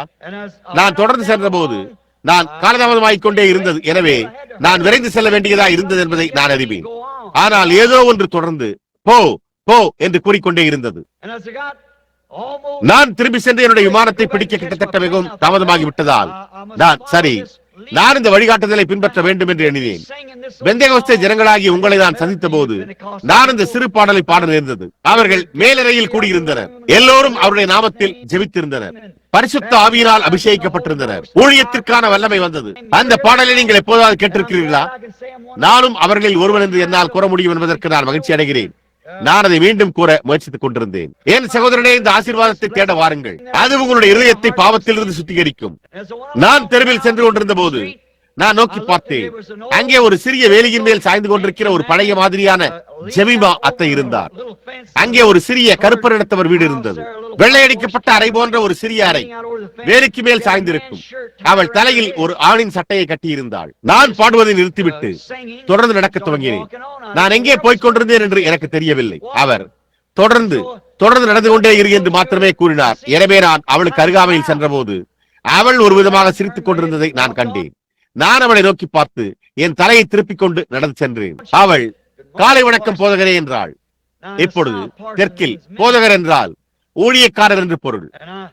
நான் காலை வணக்கம் அத்தை என்றேன். நான் திரும்பி பார்த்தேன். நான் ஒரு போதகர் என்பதை அவள் எப்படி அறிந்து கொண்டாள் என்று எண்ணினேன். நான் ஒரு வேதாகமத்தையோ அல்லது வேற எதையோ வைத்திருக்கவில்லை. நான் திரும்பினேன். நான் ஒரு போதகர் என்பதை நீங்கள் எப்படி அறிவீர்கள் என்று கேட்டேன். அவள் நீர் வரப்போவதை நான் அறிவேன் என்றாள். அப்பொழுது நான் எனக்கு அது ஒரு விதமான வினோதமாக இருக்கிறது என்றேன். மேலும் அவள் சுனேமியாளை குறித்து நீங்கள் எப்போதாவது வேதாகமத்தில் வாசித்திருக்கிறீர்களா என்று கேட்டாள். அதற்கு நான் ஆமம்மா என்றேன். அவள் உங்களுக்கு தெரியும், அவள் மறடியாயிருந்தாள். அவளால் பிள்ளைகளை பெற்றுக்கொள்ள முடியவில்லை என்றாள். அதற்கு நான் ஆமம்மா, அந்த கதை எனக்கு நினைவிருக்கிறது என்றேன். மேலும் அவள் கர்த்தரிடத்தில் வாக்குத்தத்தம் செய்திருந்தாளாம். அவள் நிச்சயமாகவே அந்த குழந்தையை கர்த்தருக்கென்று வளர்க்கப் போவதா இருந்தாளாம் என்று கூறினாள். மேலும் உங்களுக்கு தெரியுமா, நான் அந்த விதமான ஒரு பெண்ணா இருந்தேன் என்றாள். அவள் எனக்கும் கணவனுக்கும் பிள்ளைகள் பிறக்க முடியாது என்றாள். மேலும் கர்த்தர் எனக்கு ஒரு குழந்தையை தந்தால் நான் அதை அவருக்காக வளர்ப்பேன் என்று அவருக்கு வாக்கு பண்ணினேன் என்றாள். அவர் எனக்கு ஒரு குழந்தையை தந்தார் என்றாள். மேலும் கர்த்தருக்கு ஊழியம் செய்யவே என்னால் முடிந்த அளவு நான் அந்த பையனை வளர்த்தேன் என்றாள். அவள் ஆனால் உங்களுக்கு தெரியுமா என்றாள். அவன் தவறான கூட்டாளிகளை வைத்துக் கொண்டான். அவனுக்கு அவனுடைய சரீரத்தில் ஒரு வியாதி உள்ளது என்றாள். மேலும் மருத்துவ மனிதர் அவனுக்கு கொடுக்க முடிந்த எல்லா ஊசிகளையும் போட்டுவிட்டார். அது உள்ளே வேரூன்றி விட்டது என்றும் அவனுடைய ரத்தம் 4 கூட்டல் என்ற அளவில் உள்ளது என்றும் சமூக வியாதி மேகப்புண் நோய் என்றும் கூறினாள். எனவே அவனுடைய ரத்தத்தின் பாகம் அவனுடைய இருதயத்தினூடாக திரும்பி செல்கிறது. அவனுடைய இருதயத்தில் ஓட்டைகள் ஏற்பட்டுள்ளன என்றாள். மேலும் அவன் அங்கே சுயநினைவற்ற நிலையில் படுத்துக் கொண்டிருக்கிறான் என்றாள். மேலும் 2 நாட்களுக்கு முன்னர் ஒரு மருத்துவர் இங்கு இருந்தார். அவன் இனிமேல் எழுந்திருக்கவே மாட்டான், அவன் போய்விட்டான் என்று கூறினார் என்றாள். மேலும் என்னுடைய குழந்தை அந்த விதமாக மரிப்பதை பார்க்க என்னால் சகித்துக் கொள்ள முடியவில்லை என்றாள். மேலும் அப்பொழுது நான் இரவு முழுவதும் ஜெபித்தேன், கர்த்தாவே, நீர் அவனை எடுத்துக்கொள்ள போவதாய் இருந்தால் நீர் அவனை எனக்கு கொடும். ஆனால் அவன் ரட்சிக்கப்பட்டு விட்டான் என்று அவன் கூறுவதை நான் கேட்க விரும்புகிறேன். எனவே நான் அவனை மீண்டும் சந்திப்பேன் என்று நான் அறிவேன் என்று கூறினாள். மேலும் நான் ஜெபித்தேன், ஏறக்குறைய சூரியமிய ஸ்திரியை குறித்து குறிப்பிட்டது போன்றே நான் ஜெபித்தேன் என்று கூறினாள். மேலும் நான் உறங்க சென்றேன், நான் ஒரு சொப்பனம் கண்டேன் என்றாள். அவள், நான் கர்த்தரிடத்தில் நீர் எனக்கு குழந்தையை தாரும் என்றேன் என்று கூறினாள். நான் சூரியமியாளை போல் இருந்தேன். ஆனால் உம்முடைய தீர்க்கதரிசி எங்கே என்று கேட்டேன். அவர், பார், இதோ வருகிறான் என்றார். ஒரு மனிதன் தன்னுடைய தலையின் பக்கவாட்டில் ஒரு சிறிய தொப்பியை அணிந்து கொண்டு அந்த சாம்பல் நிற உடையை அணிந்து கொண்டு தெருவில் நடந்து வருவதை நான் கண்டேன் என்றாள். மேலும் அது இன்று காலை சுமார் 4 மணி என்று கூறினாள்.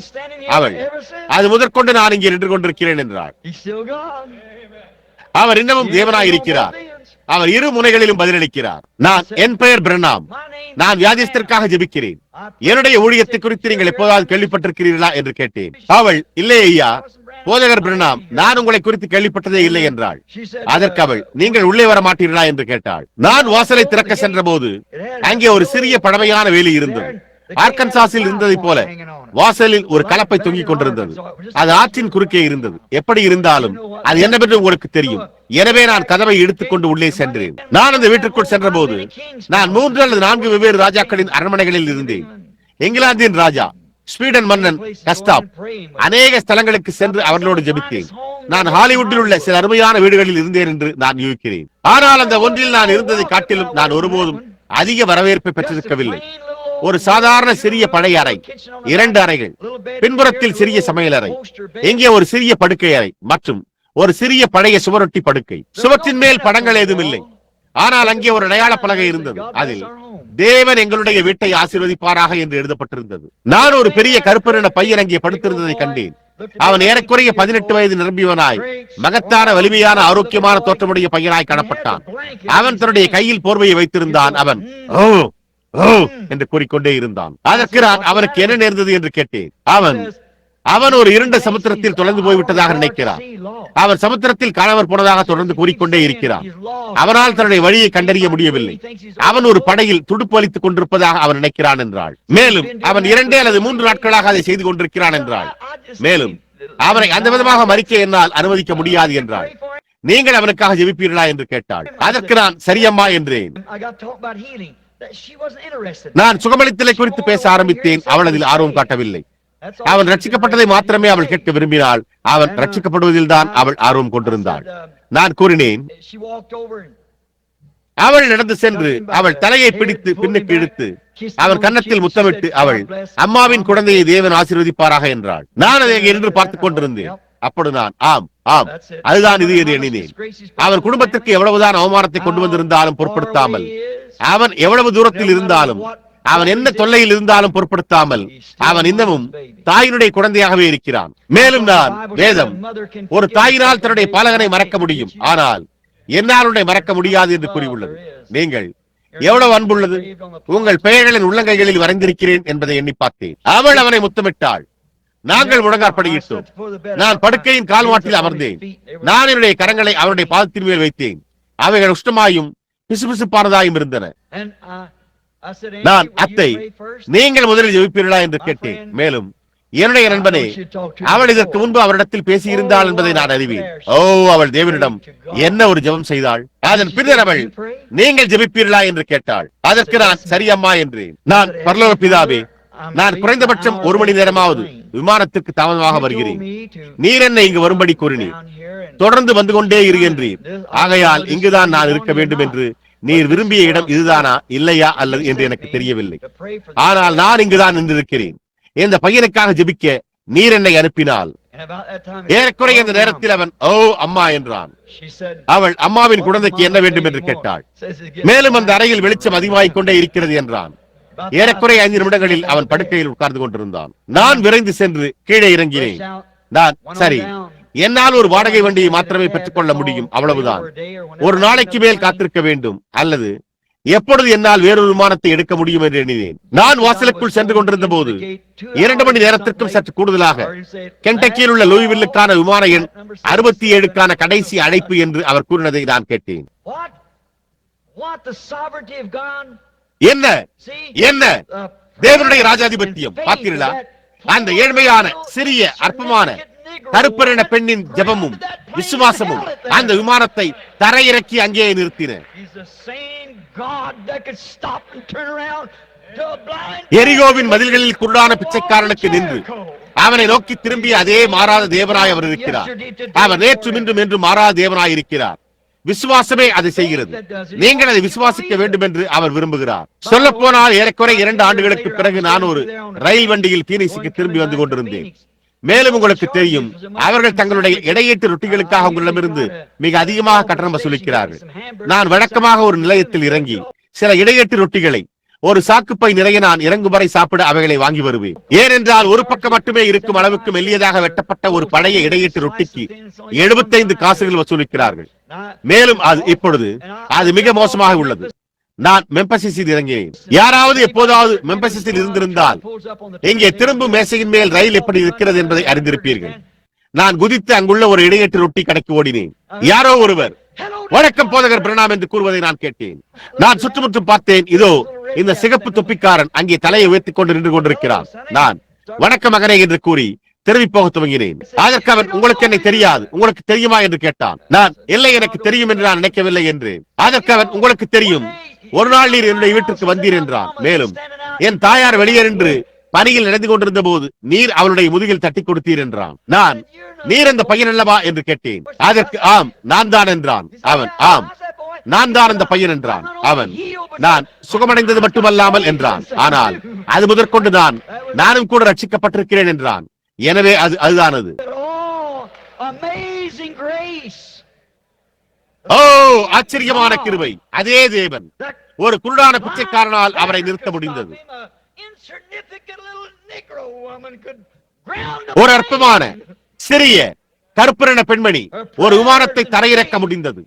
அவளுடைய ஜெபங்களும் தேவன் பேருள்ள விசுவாசமும் அவள் அதை விசுவாசித்துக் கொண்டிருந்தாள். இயேசு அப்படியே நின்றார். அந்த குருடான பிச்சைக்காரனின் முகம் அவரை அவருடைய பாதையில் நிறுத்தியது. நான் சில இரவுகளில் அப்பொழுது இயேசு அசையாமல் நின்றார் என்ற பொருளின் பெயரில் பிரசங்கிக்க விரும்புகிறேன். ஆனால் அவர் அங்கே நின்று கொண்டு அவனை இங்கே கொண்டு வாருங்கள் என்றார். ஆமேன். நான் வேதாகம சரித்திரத்தை எடுத்துக் கொண்டிருந்த போது நான் சில காலத்திற்கு முன்னர் இங்கே குருடான பத்திமேயை குறித்த ஒரு கதையை வாசித்துக் கொண்டிருந்தேன். அது அநேகமாக ஒரு கட்டுக்கதையாக இருக்கலாம். ஆனால் அவன் எப்பொழுதுமே சுகமளித்தலில் நம்பிக்கை கொண்டிருந்தான் என்று அது கூறியுள்ளது. ஆசாரியர்கள் என்ன கூறினாலும் அதை பொருட்படுத்தாமல் அவன் அப்பொழுதும் அதை விசுவாசித்தான்.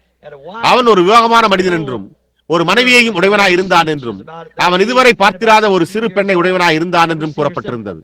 அப்பொழுது அவளுக்கு ஏறக்குறைய அந்த விதமான வயது, சுமார் 16 வயது. அவன் அவளை ஒருபோதும் கண்டதே இல்லை. அவன் என்ன செய்தான் என்று கூறப்பட்டிருந்தது. உங்களுக்கு தெரியும், நீங்கள் மற்ற நபரிடமிருந்து சற்று வித்தியாசமான ஒன்றை பெற்றிருக்க வேண்டும். நீங்கள் பிச்சை எடுத்துக் கொண்டிருக்கையில் இல்லை என்றால் உங்களால் ஜனங்களின் கவனத்தை கவர முடியாது. இந்தியாவில் அவர்கள் இந்த சின்ன கீரிப்பிள்ளைகளில் ஒன்றை ஒரு நாகப்பாம்பை கொல்ல அனுமதித்தார்கள். கவனத்தை கவர்ந்திருக்கும்படியாக அவர்கள் செய்யக்கூடிய மற்ற ஏதோ ஒரு காரியம். நான் ஒரு குரங்கு ஒரு குச்சியை எடுத்து தெருவில் பந்தை அடித்து தெருவில் வேறு ஏதாவது கவரும்படி செய்ததை நான் கண்டேன்.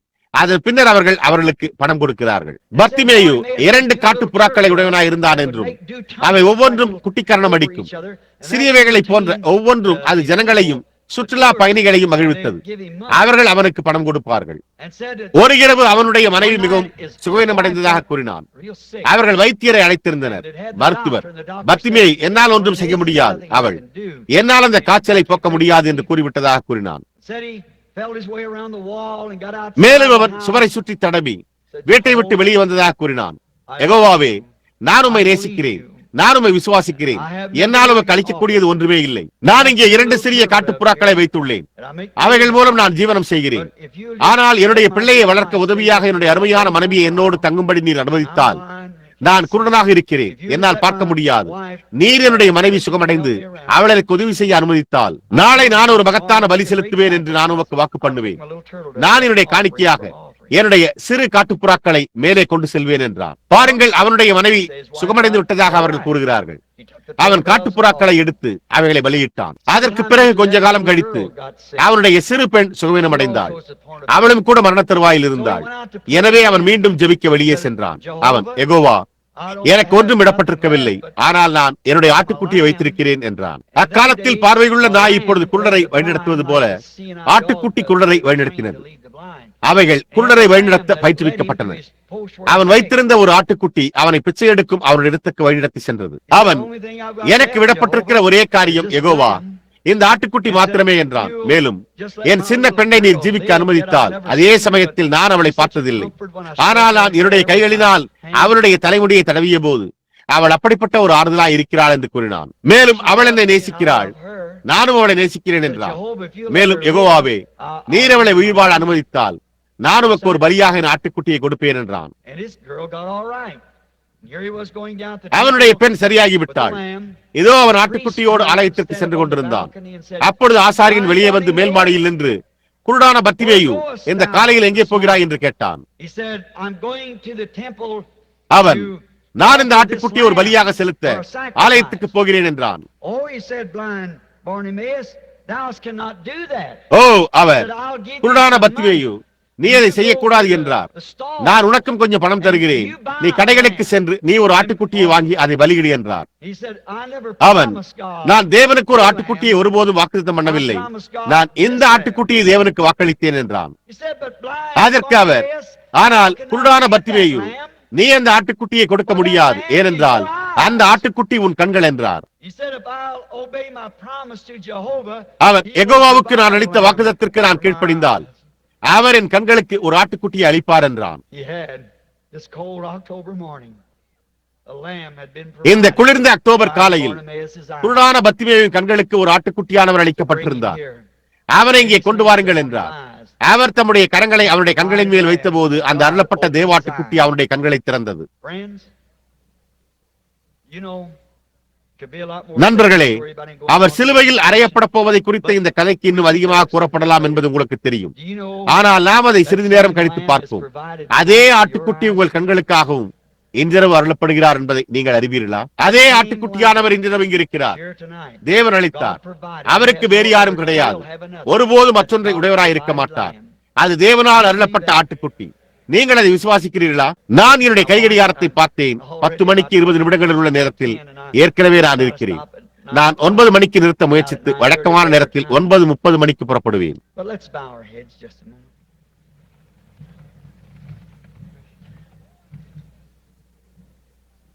ஆனால் நாம் சற்று நேரம் நம்முடைய தலைகளை வணங்குவோமாக. நான் இப்பொழுது ஒவ்வொரு கண்ணும் மூடப்பட்டிருக்க உங்களுடைய தலைகளை வணங்கி இருக்க விரும்புகிறேன்.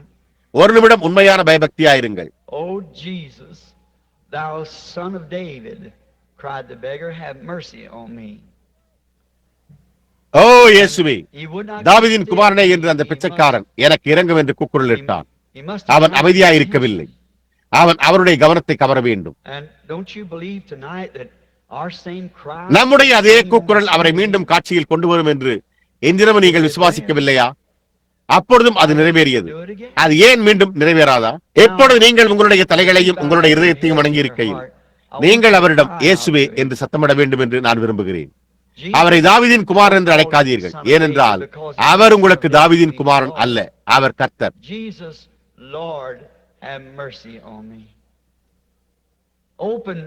கர்த்தாவே, இயேசுவே, எனக்கு இறங்கும். என்னுடைய குருடாக்கப்பட்ட கண்களை திறந்தருளும்.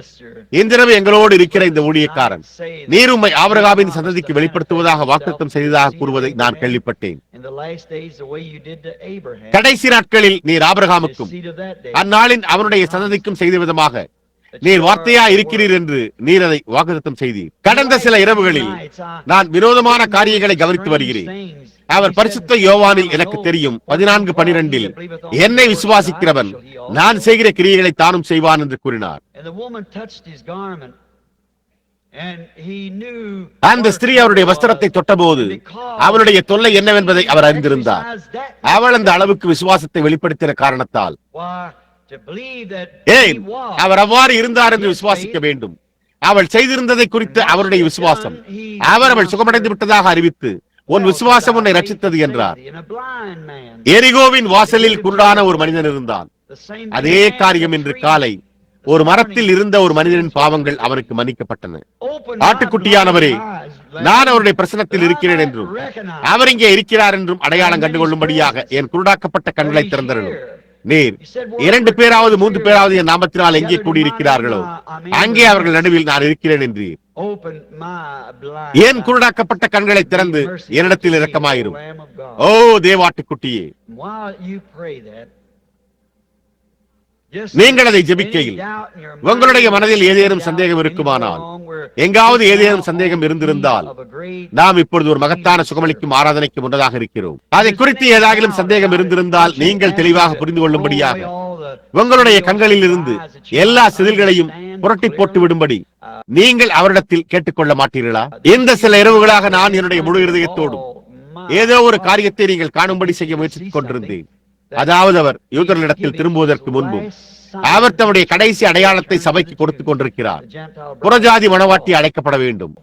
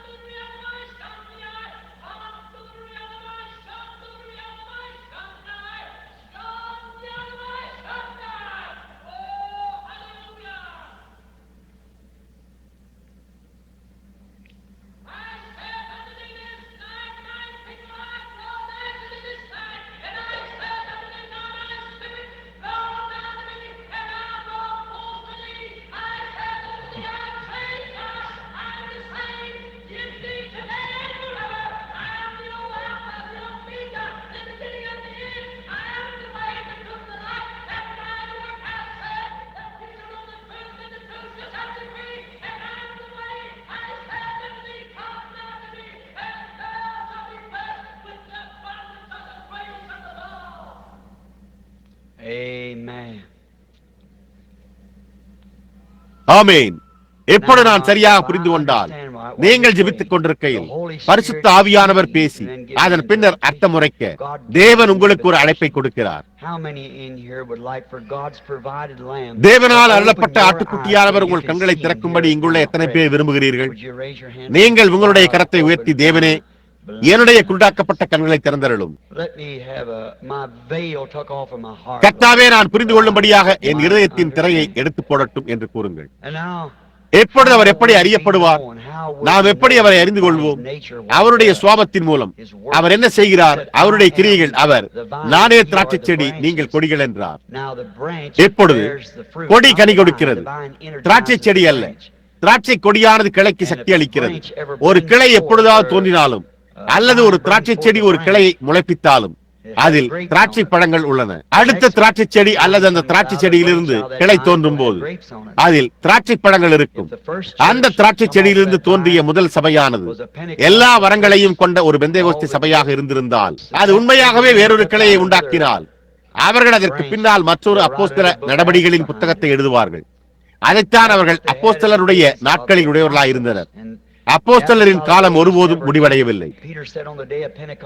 பேதுரு பெந்தேகோஸ்தே நாளில், நீங்கள் ஒவ்வொருவரும் மனம் திரும்பி பாவமன்னிப்புக்கென்று இயேசு கிறிஸ்துவின் நாமத்தினால் ஞானஸ்நானம் பெற்றுக் கொள்ளுங்கள், அப்பொழுது பரிசுத்தாவின் வரத்தை பெறுவீர்கள். வாக்குத்தத்தமானது உங்களுக்கும் உங்களுடைய பிள்ளைகளுக்கும் தூரத்தில் உள்ள யாவருக்கும், நம்முடைய தேவனாகிய கர்த்தர் வரவழைக்கும் யாவரும் தேவன் இன்னமும் அழைத்துக் கொண்டிருக்கும் வரை அப்போஸ்தல சபையின் காலம் இன்னமும் தொடர்ந்து கொண்டே இருக்கிறது. வாக்குதத்திற்காக அப்பொழுது இருந்ததை போன்ற வாக்குதத்தம் உங்களுக்கும் உங்கள் பிள்ளைகளுக்கும் நம்முடைய தேவனாகிய கர்த்தர் வரவழைக்கும் தூரத்தில் உள்ள யாவருக்கும் உண்டாயிருக்கிறது. கர்த்தாவே, எங்களுடைய கண்களை திறந்தருளும். எங்களுக்கு அளிக்கப்பட்ட ஆட்டுக்குட்டியானவரை நாங்கள் காண்போமாக. நீர் வாக்கு பண்ணி இருக்கிறீர், சோதோமில் நீர் செய்தது போல கடைசி நாட்களில் உம்மை வெளிப்படுத்துவதாக. மனுஷகுமாரன் வெளிப்படுத்தப்பட்ட போது தேவனே, நீர் அதை இப்பொழுது அருள வேண்டும் என்று நாங்கள் ஜெபிக்கிறோம். கர்த்தாவே, நாங்கள் உம்முடைய பிரஜைகள், நாங்கள் உம்முடைய திராட்சை செடிகள். நாங்கள் தகுதியற்றவர்கள், நாங்கள் எதையும் கேட்க நாங்கள் தகுதியற்றவர்கள். ஆனால் நாங்கள் அதை குறித்து சிந்தித்து பார்ப்போமானால் அப்பொழுது நாங்கள் மிகவும் சிறியவர்களாய் இருப்போம். நாங்கள் எந்த நன்மையும் இல்லாதவர்களாய் இருப்போம். ஆனால் கர்த்தாவே, நான் மேல் நோக்கி பார்க்கையில் எனக்காக ஒரு ஆட்டுக்குட்டி வைக்கப்பட்டிருக்கிறதை காணும் போது அங்கே ஒரு ஆட்டுக்குட்டி அளிக்கப்பட்டிருக்கிறது. அப்பொழுது தேவன் என்னை காண்கிறதில்லை, அவர் என் ஆட்டுக்குட்டியை காண்கிறார். அந்த ஆட்டுக்குட்டியானவரிடத்தில் தவறொன்றுமில்லை என்பதை நான் அறிவேன். அது ஏற்கனவே ஏற்றுக்கொள்ளப்பட்டு விட்டது.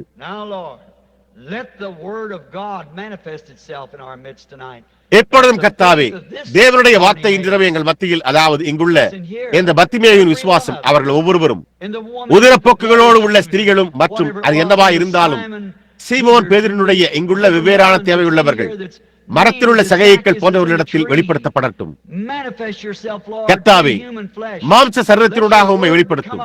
நீர் தேவன் என்பதை நாங்கள் அறிந்து காணும்படி இன்றிரவு உமது வார்த்தை எங்கள் மத்தியில் ஜீவனுள்ளதாகட்டும். கர்த்தாவே, குருடாக்கப்பட்ட ஒவ்வொரு கண்களும் புரிந்து கொள்ளத்தக்கதாக இந்த மகத்தான சுகமளிக்கும் ஆராதனை துவங்கும் போது அவர்கள் ஒவ்வொருவரும் சுகமடைவார்களாக. இந்த சிறு பிள்ளைகள் எல்லோருமே மற்றும் ஊன்றுகோள்களில் உள்ள ஜனங்கள், அவர்களுக்கு என்ன கோளாறு இருந்தாலும்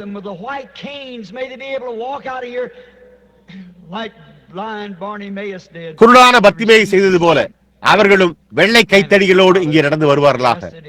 அவன் பார்வையை பெற்றுக் கொண்டான். பிதாவே, இதை அருளும். நாங்கள் இதை இயேசு கிறிஸ்துவின் நாமத்தில் கேட்கிறோம். ஆமென். இப்பொழுது நாம் ஜெபித்திருக்கிறோம்.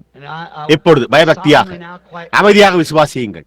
இப்பொழுது இந்த சிறு நாடகம் அது என்னவா இருந்தாலும் அது உண்மையா இருக்க வேண்டும் அல்லது அது உண்மை அல்ல. கிறிஸ்து நேற்றும் இன்றும் என்றும் மாறாதவராய் இருக்கிறார். இப்பொழுது நீங்கள் எப்படி அவரை அறிந்து கொள்வீர்கள்? யாராகிலும் ஒரு மனிதன் ஒரு அங்கியை அணிந்து ஓவியன் அவருக்கு வர்ணம் திட்டுவது போன்ற தாடியையும் முடியையும் வைத்துக் கொண்டு இங்கே வெளியே நடந்து வர அவருடைய கையில் ஆணிவடுக்களும் அவனுடைய முகத்திலிருந்து ரத்தம் வழிந்தோடி இருக்கிறதா? அது இயேசுவா இருக்காது. இல்லை, அவர் மகத்துவமானவரின் வலது பார்சத்தில் வீற்றிருக்கிறார். அவர் வரும்போது முழங்கால் யாவும் பணிந்து நாவுகள் யாவும் அறிக்கை செய்யும். ஆனால் நீங்கள் எப்படி அவரை அறிந்து கொள்வீர்கள்? எந்த மாய்மாலக்காரனும் இப்படிப்பட்ட சாயம் பூசிக்கொண்டு அந்த விதமாக நடந்து கொள்ள முடியும் நிச்சயமாக. ஆனால் நீங்கள் எப்படி அவரை அறிந்து கொள்வீர்கள்? நீங்கள் அவருடைய சுவாபத்தை காணும் போது அவருடைய வார்த்தை வெளிப்படுத்தப்பட்டு அது எப்பொழுதும் செய்யப்பட்டுள்ளதையே சரியாக செய்து கொண்டிருக்கிறது. அப்பொழுது அது அவர் என்பதை நீங்கள் அறிவீர்கள். அது சரியா? நான் செய்கிற கிரியைகள். எப்பொழுது பாருங்கள், நீங்கள் இப்பொழுது அவரை விசுவாசிக்கும்படி செய்யுங்கள். வாருங்கள், ஜனங்கள் கூறுகிறபடி உங்களுடைய சிந்தை செயலற்று போய்விட வேண்டாம். அதை செய்யாதீர்கள். நீங்கள் தேவனண்டை தற்செயலாக, நீங்கள் அவரண்டை அறிவாற்றலுடன் அவருடைய வார்த்தையோடு வருகிறீர்கள். நீங்கள் வார்த்தையை உங்களுக்கு முன்பாக கொண்டு வந்து, கர்த்தாவே, நீர் வாக்குத்தத்தம் செய்தீர், என் கண்களை திறக்கும்படி நான் உம்மிடம் கேட்டிருக்கிறேன். இன்றிரவு என்னுடைய விசுவாசம் கர்த்தராகிய இயேசுவை நிறுத்தட்டும். அவர் என்னிடத்திற்கு திரும்பி அநேக ஆண்டுகளுக்கு முன்னர் அந்த ஸ்திரீ செய்தது போல என்னிடத்தில் கூறுவார் என்று கூறுங்கள். நீங்கள் உங்களுடைய முழு இதயத்தோடு விசுவாசிக்கிறீர்கள். இப்பொழுது கூட்டத்தில் என்னால் காண முடிந்த வரையில் எனக்கு தெரிந்தவரை நான் காணும் ஒரு நபரும் இல்லை. நீங்கள் எல்லோரும் அந்நியர்கள். சில சமயங்களில் இங்கே முன்னால் உள்ள இந்த ஜனங்களே அதை பெற்றுக்கொள்ள நினைக்கிறார்கள். இல்லை இல்லை, நீங்கள் எங்கிருந்தாலும் எனக்கு கவலை இல்லை. நீங்கள் அப்படியே விசுவாசியுங்கள். கட்டடத்தில் எங்கிருந்தாலும் எனக்கு கவலை இல்லை. நீங்கள் யார் என்றும் நீங்கள் எங்கே இருக்கிறீர்கள் என்றும் அவர் அறிந்திருக்கிறார். எப்பொழுது அவர் நேற்றும் இன்றும் என்றும் மாறாதவராய் இருக்கிறாரா என்றும் பத்திமேயை செய்தது போல உங்களுடைய விசுவாசத்தினால் அவரை நிறுத்த முடியுமா என்றும் பாருங்கள். நீங்கள் ஒரு பிச்சைக்காரனா இருக்க வேண்டியதில்லை. அவன் செய்தது போல நீங்கள் கூச்சலிட வேண்டியதில்லை. அந்த கூக்குரல் அவரை நிறுத்தவில்லை. அவர் அதை கேட்கவில்லை. விசுவாசமே அவரை நிறுத்தியது.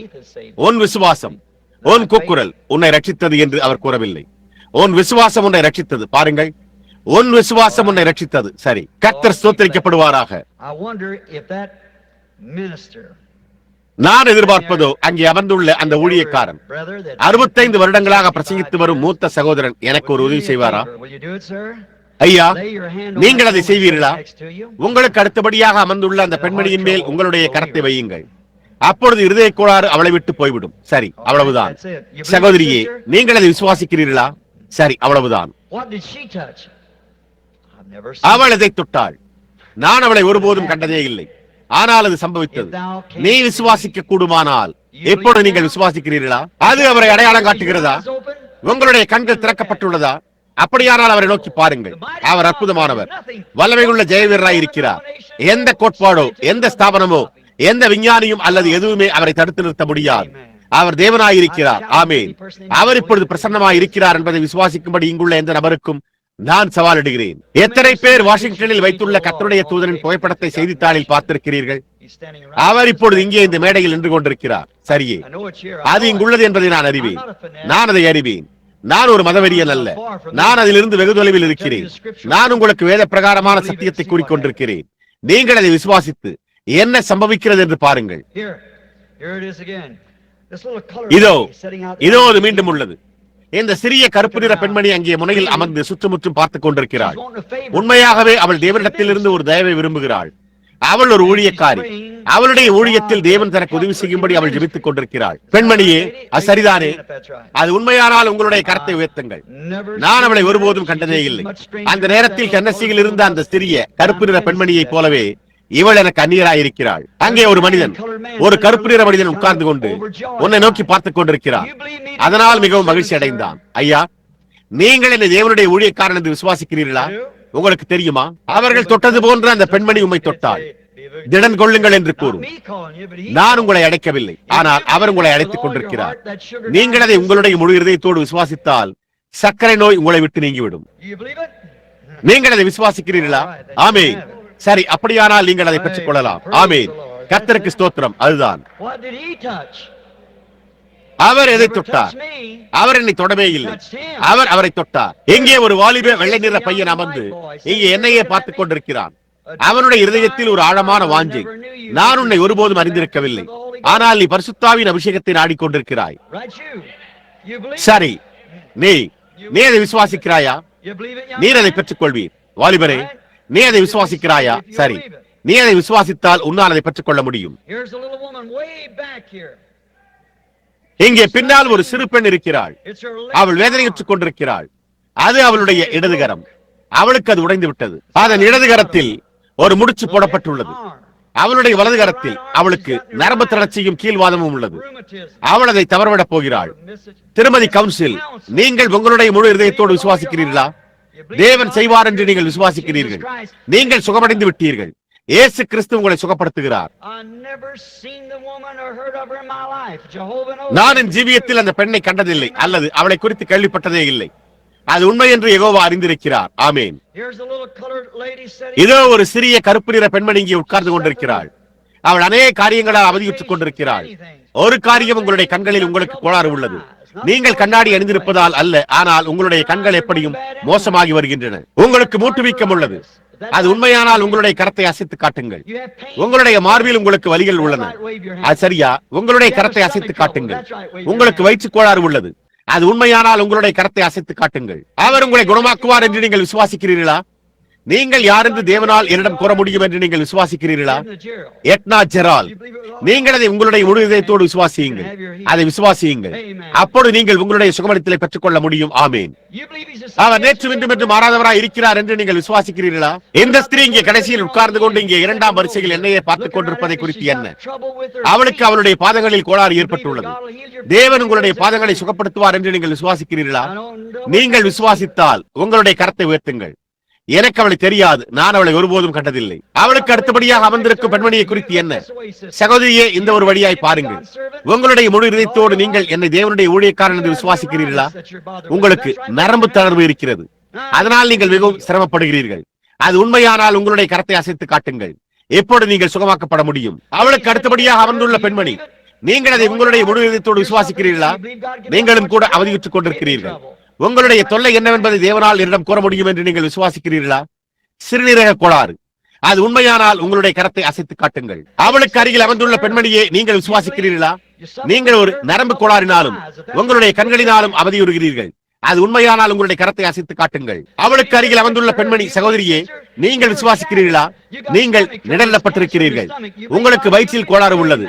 அது வயிற்றில் புற்றுநோயாகும். தேவன் உங்களை சுகப்படுத்தினார் என்று நீங்கள் விசுவாசிக்கிறீர்களா? ஆமென். நீங்கள் விசுவாசிக்கிறீர்களா? உங்களுடைய கண்கள் திறக்கப்பட்டவர் தேவனுடைய குமாரன் என்று விசுவாசிக்க முடிகிறதா?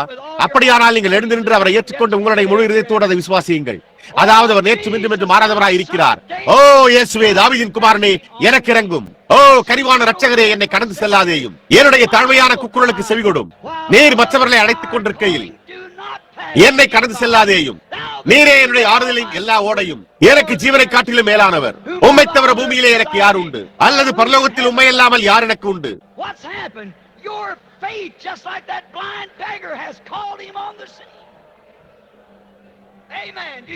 என்ன நடந்துள்ளது?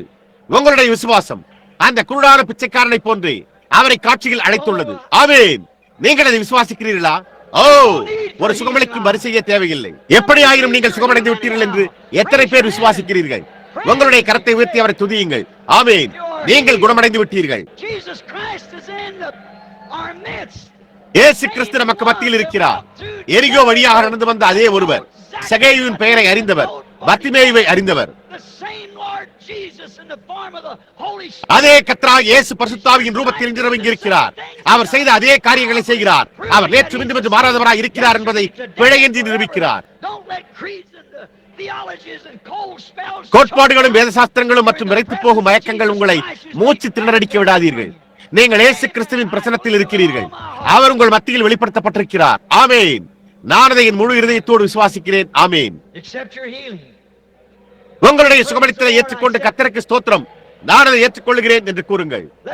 அப்பொழுது நாம் அவருக்கு துதிகளை பாடுவோமாக. நான் அவரை நேசிக்கிறேன், நான் அவரை நேசிக்கிறேன். நீங்கள் அவரை நேசிக்கிறீர்களா? ஏனென்றால் அவர் முதலில் என்னிடத்தில் அன்பு கூர்ந்தார். நீங்கள் அவரை நேசிக்கிறீர்களா?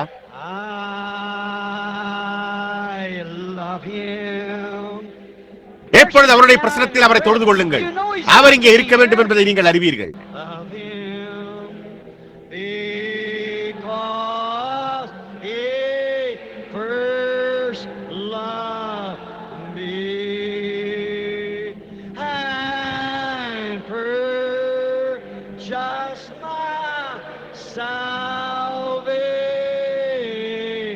அது சுகமளித்தலிலும் கூட அது உங்களுடைய இரட்சிப்பின் பாகமாய் உள்ளது. நீங்கள் அதை எங்கே செய்கிறீர்கள்? கல்வாரி மரத்தில், எங்களுடைய எல்லா இருதயங்களிலும்.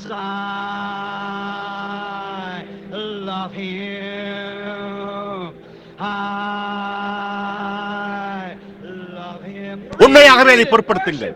அவரை தொழுது கொள்ளுங்கள்.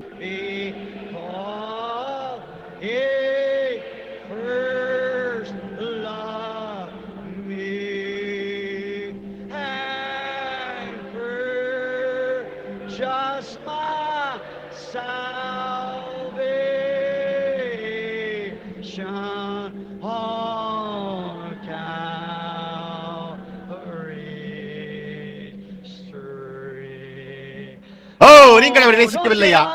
யாரோ ஒருவருடன் கரத்தை குலுக்கி கர்த்தருக்கு ஸ்தோத்திரம் என்று கூறுங்கள். நீங்கள் ஒருவரை ஒருவர் நேசிக்கிறீர்கள். நீங்கள் அவரை நேசிக்கிறீர்கள். அப்படியே திரும்பி யாருடனாவது கரங்களை குலுக்கி கர்த்தருக்கு ஸ்தோத்திரம், கர்த்தருக்கு ஸ்தோத்திரம். சகோதரனே, நாங்கள் இங்கு இருப்பதில் மகிழ்ச்சி அடைகிறோம். நாங்கள் கர்த்தராகிய இயேசுவின் பிரசன்னத்தில் இருப்பதற்காக மகிழ்ச்சி அடைகிறோம் என்று கூறுங்கள். ஆமென், ஆமென். அற்புதம். ஓ, பவுல், நான் பாடினால் நான் ஆவியில் பாடுவேன் என்றான். நாம் மீண்டும் ஆவியில் ஆராதிப்போமாக. நாம் ஆவியில் பாடுவோமாக.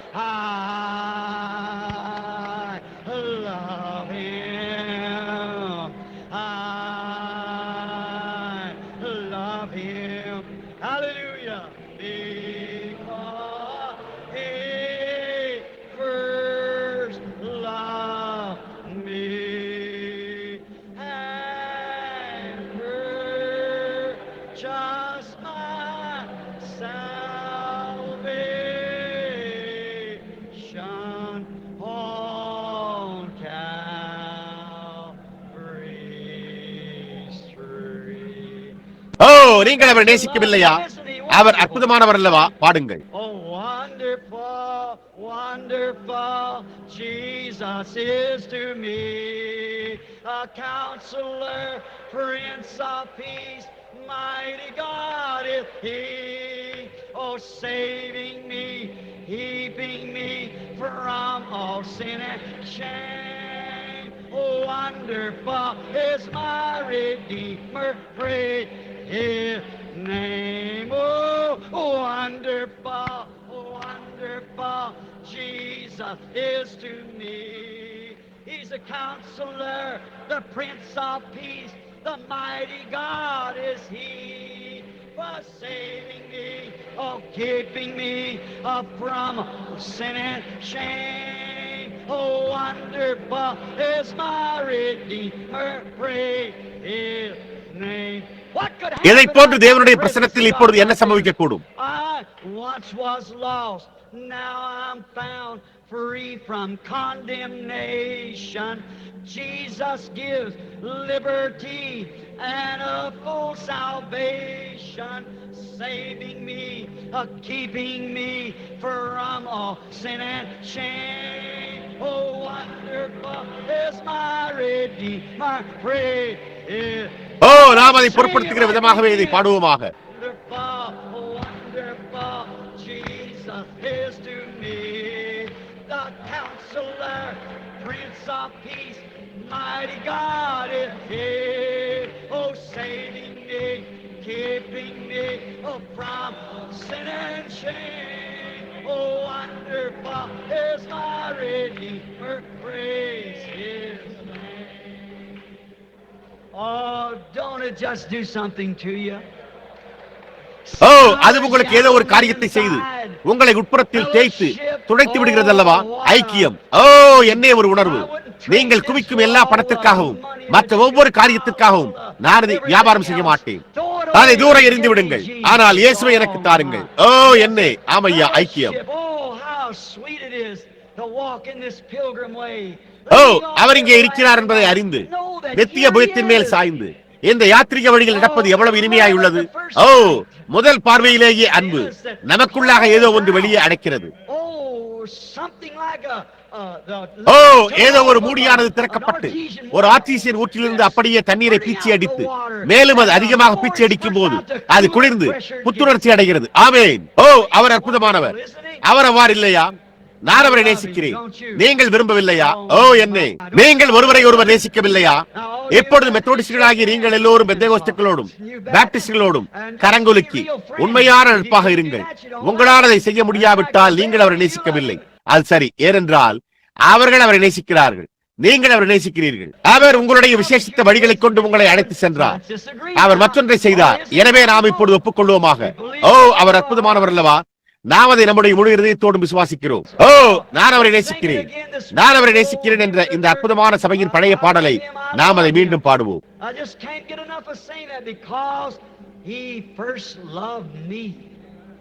நான் அதை சொல்லியே தீர முடியாது. ஏனென்றால் அவர் முதலில் என்னை நேசித்தார். ஒரு ஏழ்மையான வேண்டுமென்றே குருடாக்கப்பட்ட பாவத்தை விரும்புகிற நேர்பாக்கியமுள்ள குடிகாரனின் மகனாக சாக்கடையில் இருந்த என்னை அவர் நேசித்தார். அவர் தம்முடைய கிருபையினால் குனிந்தார். எனக்கு அதனோடு எந்த சம்பந்தமும் கிடையாது. அவர் என்னை தெரிந்து கொண்டார். ஆம், அது எப்படி இருக்க முடியும்? ஒரு கலையானது எப்படி கோதுமையாக மாற்றப்படும்? அது தேவனுடைய வல்லமையை எடுத்துக் கொள்கிறது. ஆமென். நான் அவரை நேசிக்கிறேன். ஓ, எனக்கு நான் இப்பொழுது ஒரு விதமான பக்தி பரவசம் அடைகிறதை உணர்கிறேன். நான் நன்றாக உணர்கிறேன். அவர் இங்கு இருக்கிறார் என்பதை நான் அறிவேன். அது அவர் அவரை வாக்கு பண்ணினார். அவர் இங்கே மத்தியில் இருக்கிறார். நான் எவ்வளவாய் அவரை நேசிக்கிறேன். அவர் அற்புதமானவர். நாம் அதை குறித்து யூகிக்க வேண்டியதில்லை என்பதை அறிந்து கொள்வது உங்களுக்கு நல்ல உணர்வை தருகிறது. இதோ அவர் தம்மை சரியாக வார்த்தையில் அடையாளம் காட்டுகிறார். அவர் எப்பொழுதும் இருப்பது போல அதை அவராக காட்டுகிறார். ஏதோ ஒரு கோட்பாடு அல்ல, ஏதோ ஒரு கட்டுக்கதை அல்ல, ஆனால் ஜீவனுள்ள தேவன் தாமே. அவர் எப்படி தம்மை வெளிப்படுத்தினார்? சோதோமில் அல்ல, ஆனால் ஆபிரகாமுக்கு. எப்பொழுது ஆபிரகாமின் வித்திற்கு, அவருக்கு பிறகு நாம் ஆபிரகாமின் வித்தாய் இருக்கிறோம் என்பதை காண்பிக்கிறது. ஆமென். ஓ, என்னே! நான் இப்பொழுது உண்மையாகவே நன்றாக உணர்கிறேன்.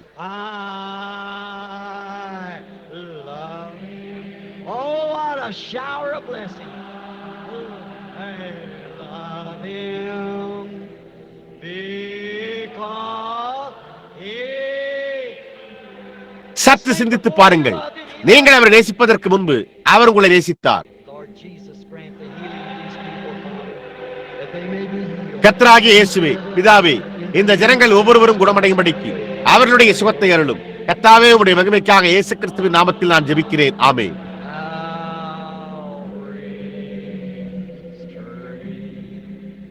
ஓ, நாம் இப்பொழுது நம்முடைய தலைகளை இனிமையாக அமைதியாக வணங்குவோமாக. எப்படி ஆயினும் நாம் சிறு பிள்ளைகள் என்பதை நீங்கள் அறிவீர்கள். நாம் தேவனுடைய பிள்ளைகள். ஒரு பிள்ளை தன்னுடைய பெற்றோரை சுற்றி எவ்வளவு சுதந்திரமாக இருந்தது என்பதை நீங்கள் எப்போதாவது பார்த்திருக்கிறீர்களா? அவனுடைய பெற்றோர் அவனை கவனித்துக் கொண்டிருக்கிறார்கள். பாருங்கள். Let's hum it.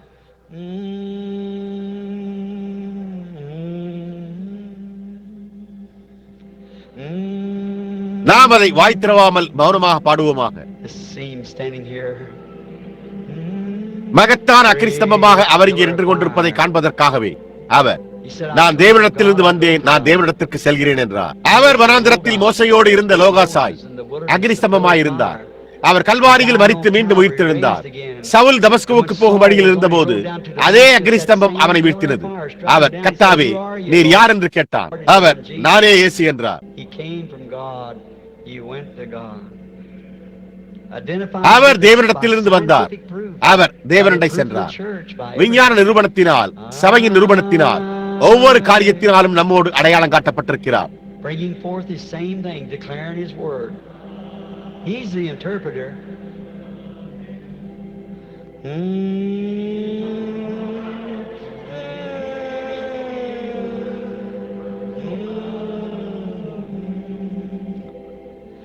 அவருடைய அதே காரியத்தை வெளிப்படுத்துதல், அவருடைய வார்த்தையை அறிவித்தல், அவர் வியாக்கியாரி. Wouldn't it be a wonderful time for him to come right now, look around and see everybody being changed, going away? அவர் இப்போதே வருவது ஒரு அற்புதமான நேரமாக இருக்கும் அல்லவா? சுற்றுமுற்றும் பார்த்து ஒவ்வொருவரும் மறுரூபமாக்கப்படுவதையும் எடுத்துக் கொள்ளப்படுவதையும் காண்பீர்களா? அவர் எப்போதாவது அவ்வாறு செய்வார். எப்பொழுது நம்முடைய தலைகள் உண்மையாகவே மெதுவாக வணங்கியிருப்பதோடு காலையில் உள்ள ஆராதனைகளை நினைவில் கொள்ளுங்கள். நீங்கள் இங்கு ஒரு அந்நியராக இருந்து உங்களுக்கு ஒரு சபை இல்லாமல் இருந்தால், இந்த அருமையான மேய்ப்பர்கள் அவர்கள் இதே சுவிசேஷத்தை விசுவாசிக்கிறார்கள். இல்லை என்றால் அவர்கள் என்னை இங்கே அழைத்திருக்க மாட்டார்கள். Have a good service tomorrow, a good night's rest tonight, and then come back tomorrow afternoon. அவர்கள் தங்களுடைய சபைக்கு செல்ல வரவேற்கப்படுகின்றனர். நாளை ஒரு நல்ல ஆராதனைக்கு பிறகு இன்றிரவு ஒரு நல்ல ஓய்வான இரவாக இருக்கட்டும். அதன் பின்னர் நாளை பிற்பகல் சுகமளிக்கும் ஆராதனைக்காக மீண்டும் வரலாம். சரி சகோதரனே, தேவன் உங்களை ஆசீர்வதிப்பாராக.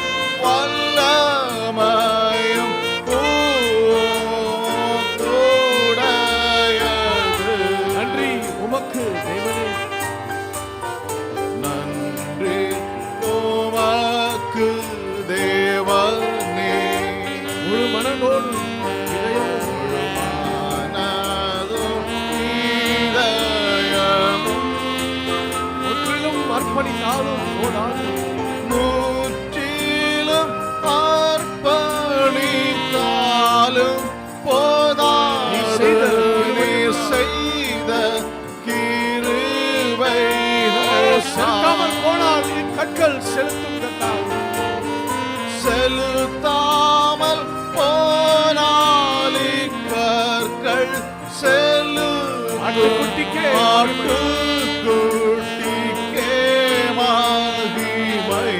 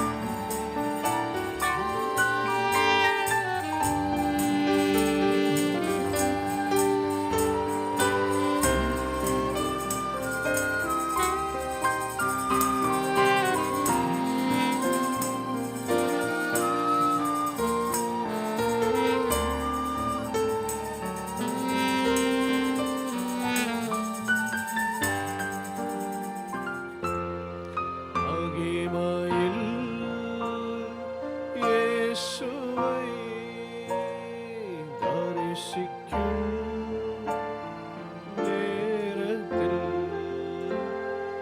அந்த நாள் நல்ல நாள், பாக்கிய நாள்.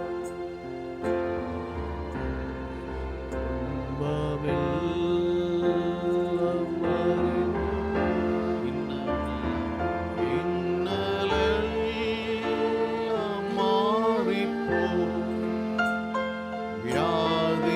வியாதியெல்லாம் நீங்கிப்போம்.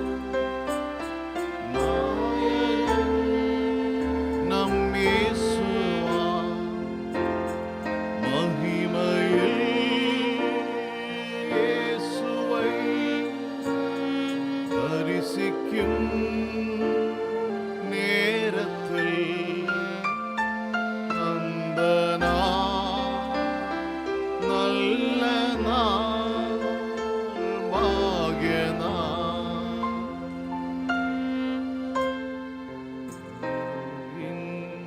இன்னப்பினால் மரண நேரம் வருகையில் சுற்றத்தார் சூழ்ந்திட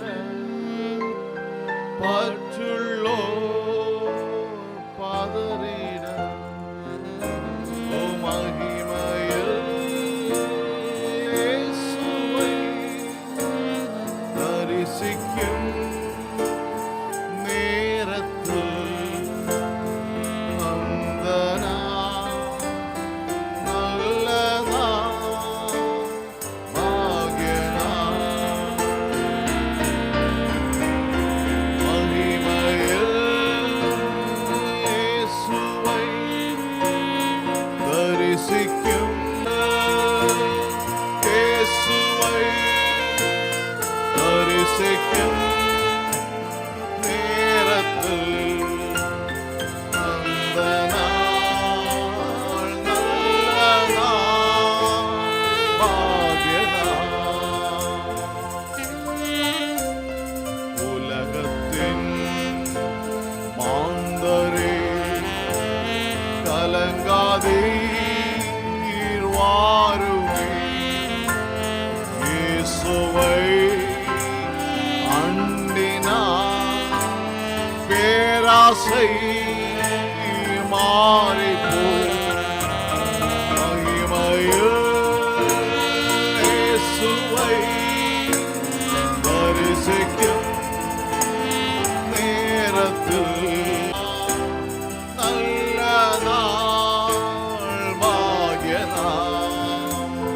There is coming a day There is coming a day when no heartache, when a heartache shall come, no more crowds in the sky, no more clouds in the sky, no more tears to no dim more tears to dim the eye. all is peace All is peace forevermore. Oh, happy golden On shore. that happy goal that will be. Oh, what a day that will be.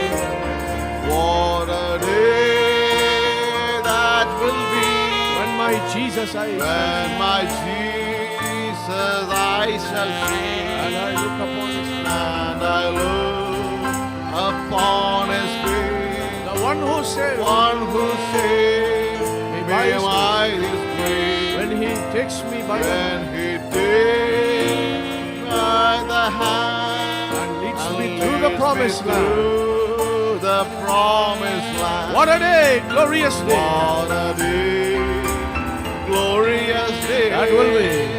that will be. There will be no more sorrow there, There'll be no sorrow there, no more burdens to bear, no more burdens to bear, no more sickness, no more pain, no more sickness, no pain, no more power. glorious day that will Oh, be. yes, Lord. Oh, what a day that will be. What a day that will be when my Jesus I shall see, and I look upon his face, the one who saved me by his grace. Oh, when he takes me by the hand and lead me through the promised land, what